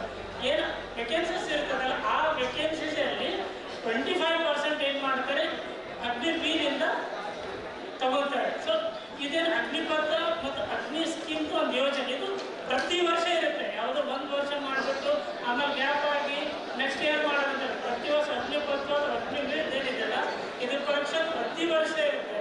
ಸೊ ಥ್ರೂಔಟ್ ಕಂಟ್ರಿಯಿಂದ ಒಂದು 25ರಿಂದ 30 ಸಾವಿರ ಜನ ಏನು ಮಾಡ್ತಾರೆ ಸೆಲೆಕ್ಟ್ ಮಾಡಿ ಅವ್ರಿಗೊಂದು 24 ವಾರಗಳ ಕಾಲ ತರಬೇತಿ ಕೊಟ್ಟು ಸೊ ನಿಮಗೆ 4 ವರ್ಷಗಳ ಕಾಲ ದೇಶ ಸೇವೆಗೆ ನಿಮ್ಮನ್ನು ತೊಡಗಿಸ್ಕೊಳ್ಳೋಕ್ಕೆ ಒಂದು ಸುವರ್ಣವಾದಂಥ ಒಂದು ಅವಕಾಶ ಇದೆ. ಸೊ ಇದು ಏನು ಅಗ್ನಿಪಥ ಅಥವಾ ಅಗ್ನಿ ಸ್ಕೀಮ್ ಯೋಜನೆ. ಸೊ ಇದಕ್ಕೆ ನಿಮ್ಮದು ತಯಾರಿಯಾದ ಪ್ರಿಪ್ರೇಷನ್ ಯಾವ ಥರ ಇರಬೇಕು. ಸೊ ಅಗ್ನಿವೀರ್ ಅಂತಂದರೆ ಇಯರ್ಸ್ 17 to 23 ಇಯರ್ಸ್ ಏಜ್ ಇದ್ದಿದ್ದು. ಸೊ ಪ್ರಿಪ್ರೇಷನ್ ಯಾವ ಥರ ಇರಬೇಕು, ಥ್ರೂಔಟ್ ಆಲ್ ಇಂಡಿಯಾ ಎಕ್ಸಾಮ್ ಇರೋದರಿಂದ ಸೊ ಸೆಲೆಕ್ಷನ್ ಅಷ್ಟೇ ಟಫ್ ಆಗಿರುತ್ತದೆ. ಸೊ ಎಕ್ಸಾಮು ಅಷ್ಟೇ ರೀಗರಸ್ ಇರ್ತದೆ. ಹಾಗಾಗಿ ನಿಮ್ಮದು ಪ್ರಿಪ್ರೇಷನ್ ಆಗಬೇಕಂದ್ರೆ ಒಂದು ಪ್ರಾಪರ್ ಆಗುವಂಥ ಒಂದು ಏನು ಬೇಕು, ಕೋಚಿಂಗ್ ಇನ್ಸ್ಟಿಟ್ಯೂಟ್ ಬೇಕು ನಿಮಗೆ. ಅದೇ ಥರ ಪ್ರಾಪರ್ ಮೆಂಟರಿಂಗ್ ಗೈಡರ್ಶಿಪ್ ಬೇಕು. ಆ ಎಲ್ಲದಕ್ಕೆ ನಾನು ನೋಡಿದಂತೆ ಯುವರತ್ನ ಕೆರಿಯರ್ ಅಕಾಡೆಮಿ ಏನಿದೆಯಲ್ಲ ಒಂದು ಅಗ್ನಿವೀರರಿಗೆ ಒಂದು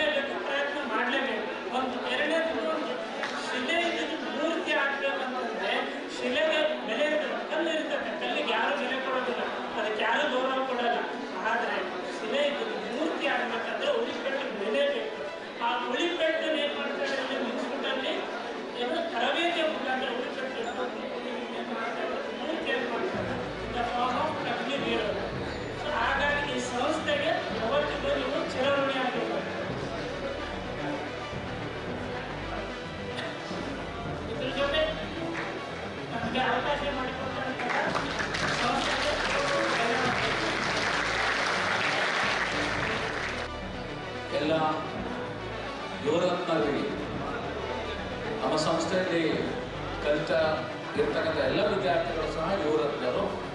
ಸೊ ಯುವರತ್ನರು ಭಾಳ ಟೈಮ್ ಆಗಿದೆ ನನಗೆ ಗೊತ್ತಿದೆ, ಆದರೆ ದಯಮಾಡಿ ಸಂಯಮ ಮತ್ತು ಶಿಸ್ತನ್ನು ಕಾಪಾಡಿಕೊಳ್ಳಿ ಅಂತ ಹೇಳಿ ಹೇಳ್ತಾ, ಈಗ ನಮ್ಮ ಕರೆಗೆ ಹೋಗ್ಬಿಟ್ಟು ನಮ್ಮ ಕಾರ್ಯಕ್ರಮಕ್ಕೆ ಬಂದಿರತಕ್ಕಂಥ ಅತಿಥಿ ಮಹೋದಯರಿಗೆ ಸನ್ಮಾನ ಕಾರ್ಯಕ್ರಮ. ಅದಕ್ಕಿಂತ ಪೂರ್ವದಲ್ಲಿ CTO ಸಾಹೇಬರು ನಿಜಕ್ಕೂ ಸಮೇತವಾಗಿ KPSC ಮುಖಾಂತರವಾಗಿ ಅಪಾಯಿಂಟ್ ಆಗಿರ್ತಕ್ಕಂಥದ್ದು. ಸೊ ಹಾರ್ಡ್ ವರ್ಕ್ ಮಾಡಿ ಆಗಿರ್ತಕ್ಕಂತಹ ಮಂಜುನಾಥ್ ಅವರು ನಿಮಗೆ ಕಿವಿ ಮಾತುಗಳನ್ನು ಹೇಳಿದ್ದಾರೆ. ಸೊ ಅದನ್ನು ಪಾಲಿಸ್ತಕ್ಕಂಥದ್ದು ಅತಿ ಪ್ರಮುಖವಾಗಿರ್ತಕ್ಕಂಥದ್ದು. ಆ ನಿಟ್ಟಿನಲ್ಲಿ ನೀವೆಲ್ಲರೂ ಸಹ ಮುಂಬರ್ತಕ್ಕಂಥ ದಿನಗಳಲ್ಲಿ ಕಾರ್ಯವು ನಿರ್ವಹಿಸ್ತೀರಾ ಅಂತೇಳಿ ಆಶಾಭಾವನೆಯೊಂದಿಗೆ ಅವರಿಗೆ ಧನ್ಯವಾದಗಳನ್ನು ಹೇಳ್ತಾ ಇದ್ದೀವಿ. ಸ್ನೇಹಿತರೆ, ಅವರು ಮಾತಾಡ್ತಾ ಇದ್ದಾರೆ ಅಂತಂದರೆ ನಿಮ್ಮ ಹೃದಯಗಳಿಗೆ ತಟ್ಲಿ ಅಂತಂದೇಳಿ, ಒಂದು ಎಲ್ಲೋ ಒಬ್ಬ ವಿದ್ಯಾರ್ಥಿ ಆ ಒಂದು ಪ್ರೇರಣೆಯಿಂದ ಬದಲಾವಣೆಯಾಗಿ ಅವನ ಬದುಕನ್ನು ಕಟ್ಕೊಳ್ತಾನೆ ಅಂತಂದೇಳಿ ಮಹದಾಸೆಯಿಂದ ಕೇಳ್ತಕ್ಕಂಥ ಸೌಜನ್ಯ, ಕೇಳ್ತಕ್ಕಂಥ ಕಿವಿಗಳು, ಕೇಳ್ತಕ್ಕಂಥ ಹೃದಯ ನಮ್ದಾಗಲಿ. ದಿನ ಇರ್ತದೆ ಹೋಗ್ತಕ್ಕಂಥದ್ದು, ಊಟ ಮಾಡ್ತಕ್ಕಂಥದ್ದು ಎಲ್ಲ. ಈ ಒಂದು ದೊಡ್ಡ ಕಾರ್ಯಕ್ರಮ ಮಾಡ್ತಾ ಇದ್ದೀವಿ ಅಂತಂದ್ರೆ ನಿಮಗಾಗಿ, ಮುಂದೊಂದು ದಿನ ನಿಮಗಾಗಿ ಈ ಕಾರ್ಯಕ್ರಮವನ್ನು ಮಾಡ್ತಕ್ಕಂಥ ಸಂದರ್ಭದಲ್ಲಿ ಆಡಿಯನ್ಸ್ ಆಗಿರ್ತೀರ. ಆ ಕಾರಣಕ್ಕಾಗಿ ನಾವೆಲ್ಲರೂ ಸೇರಿ ಈ ಕಾರ್ಯಕ್ರಮವನ್ನು ಯಶಸ್ವಿಗೊಳಿಸೋಣ. ನಿಮ್ಮ ಸಹಕಾರವನ್ನು ನಿರೀಕ್ಷಿಸ್ತಾ ಈಗ ಗಣ್ಯ ಮಹೋದಯರಿಗೆ ಸನ್ಮಾನ.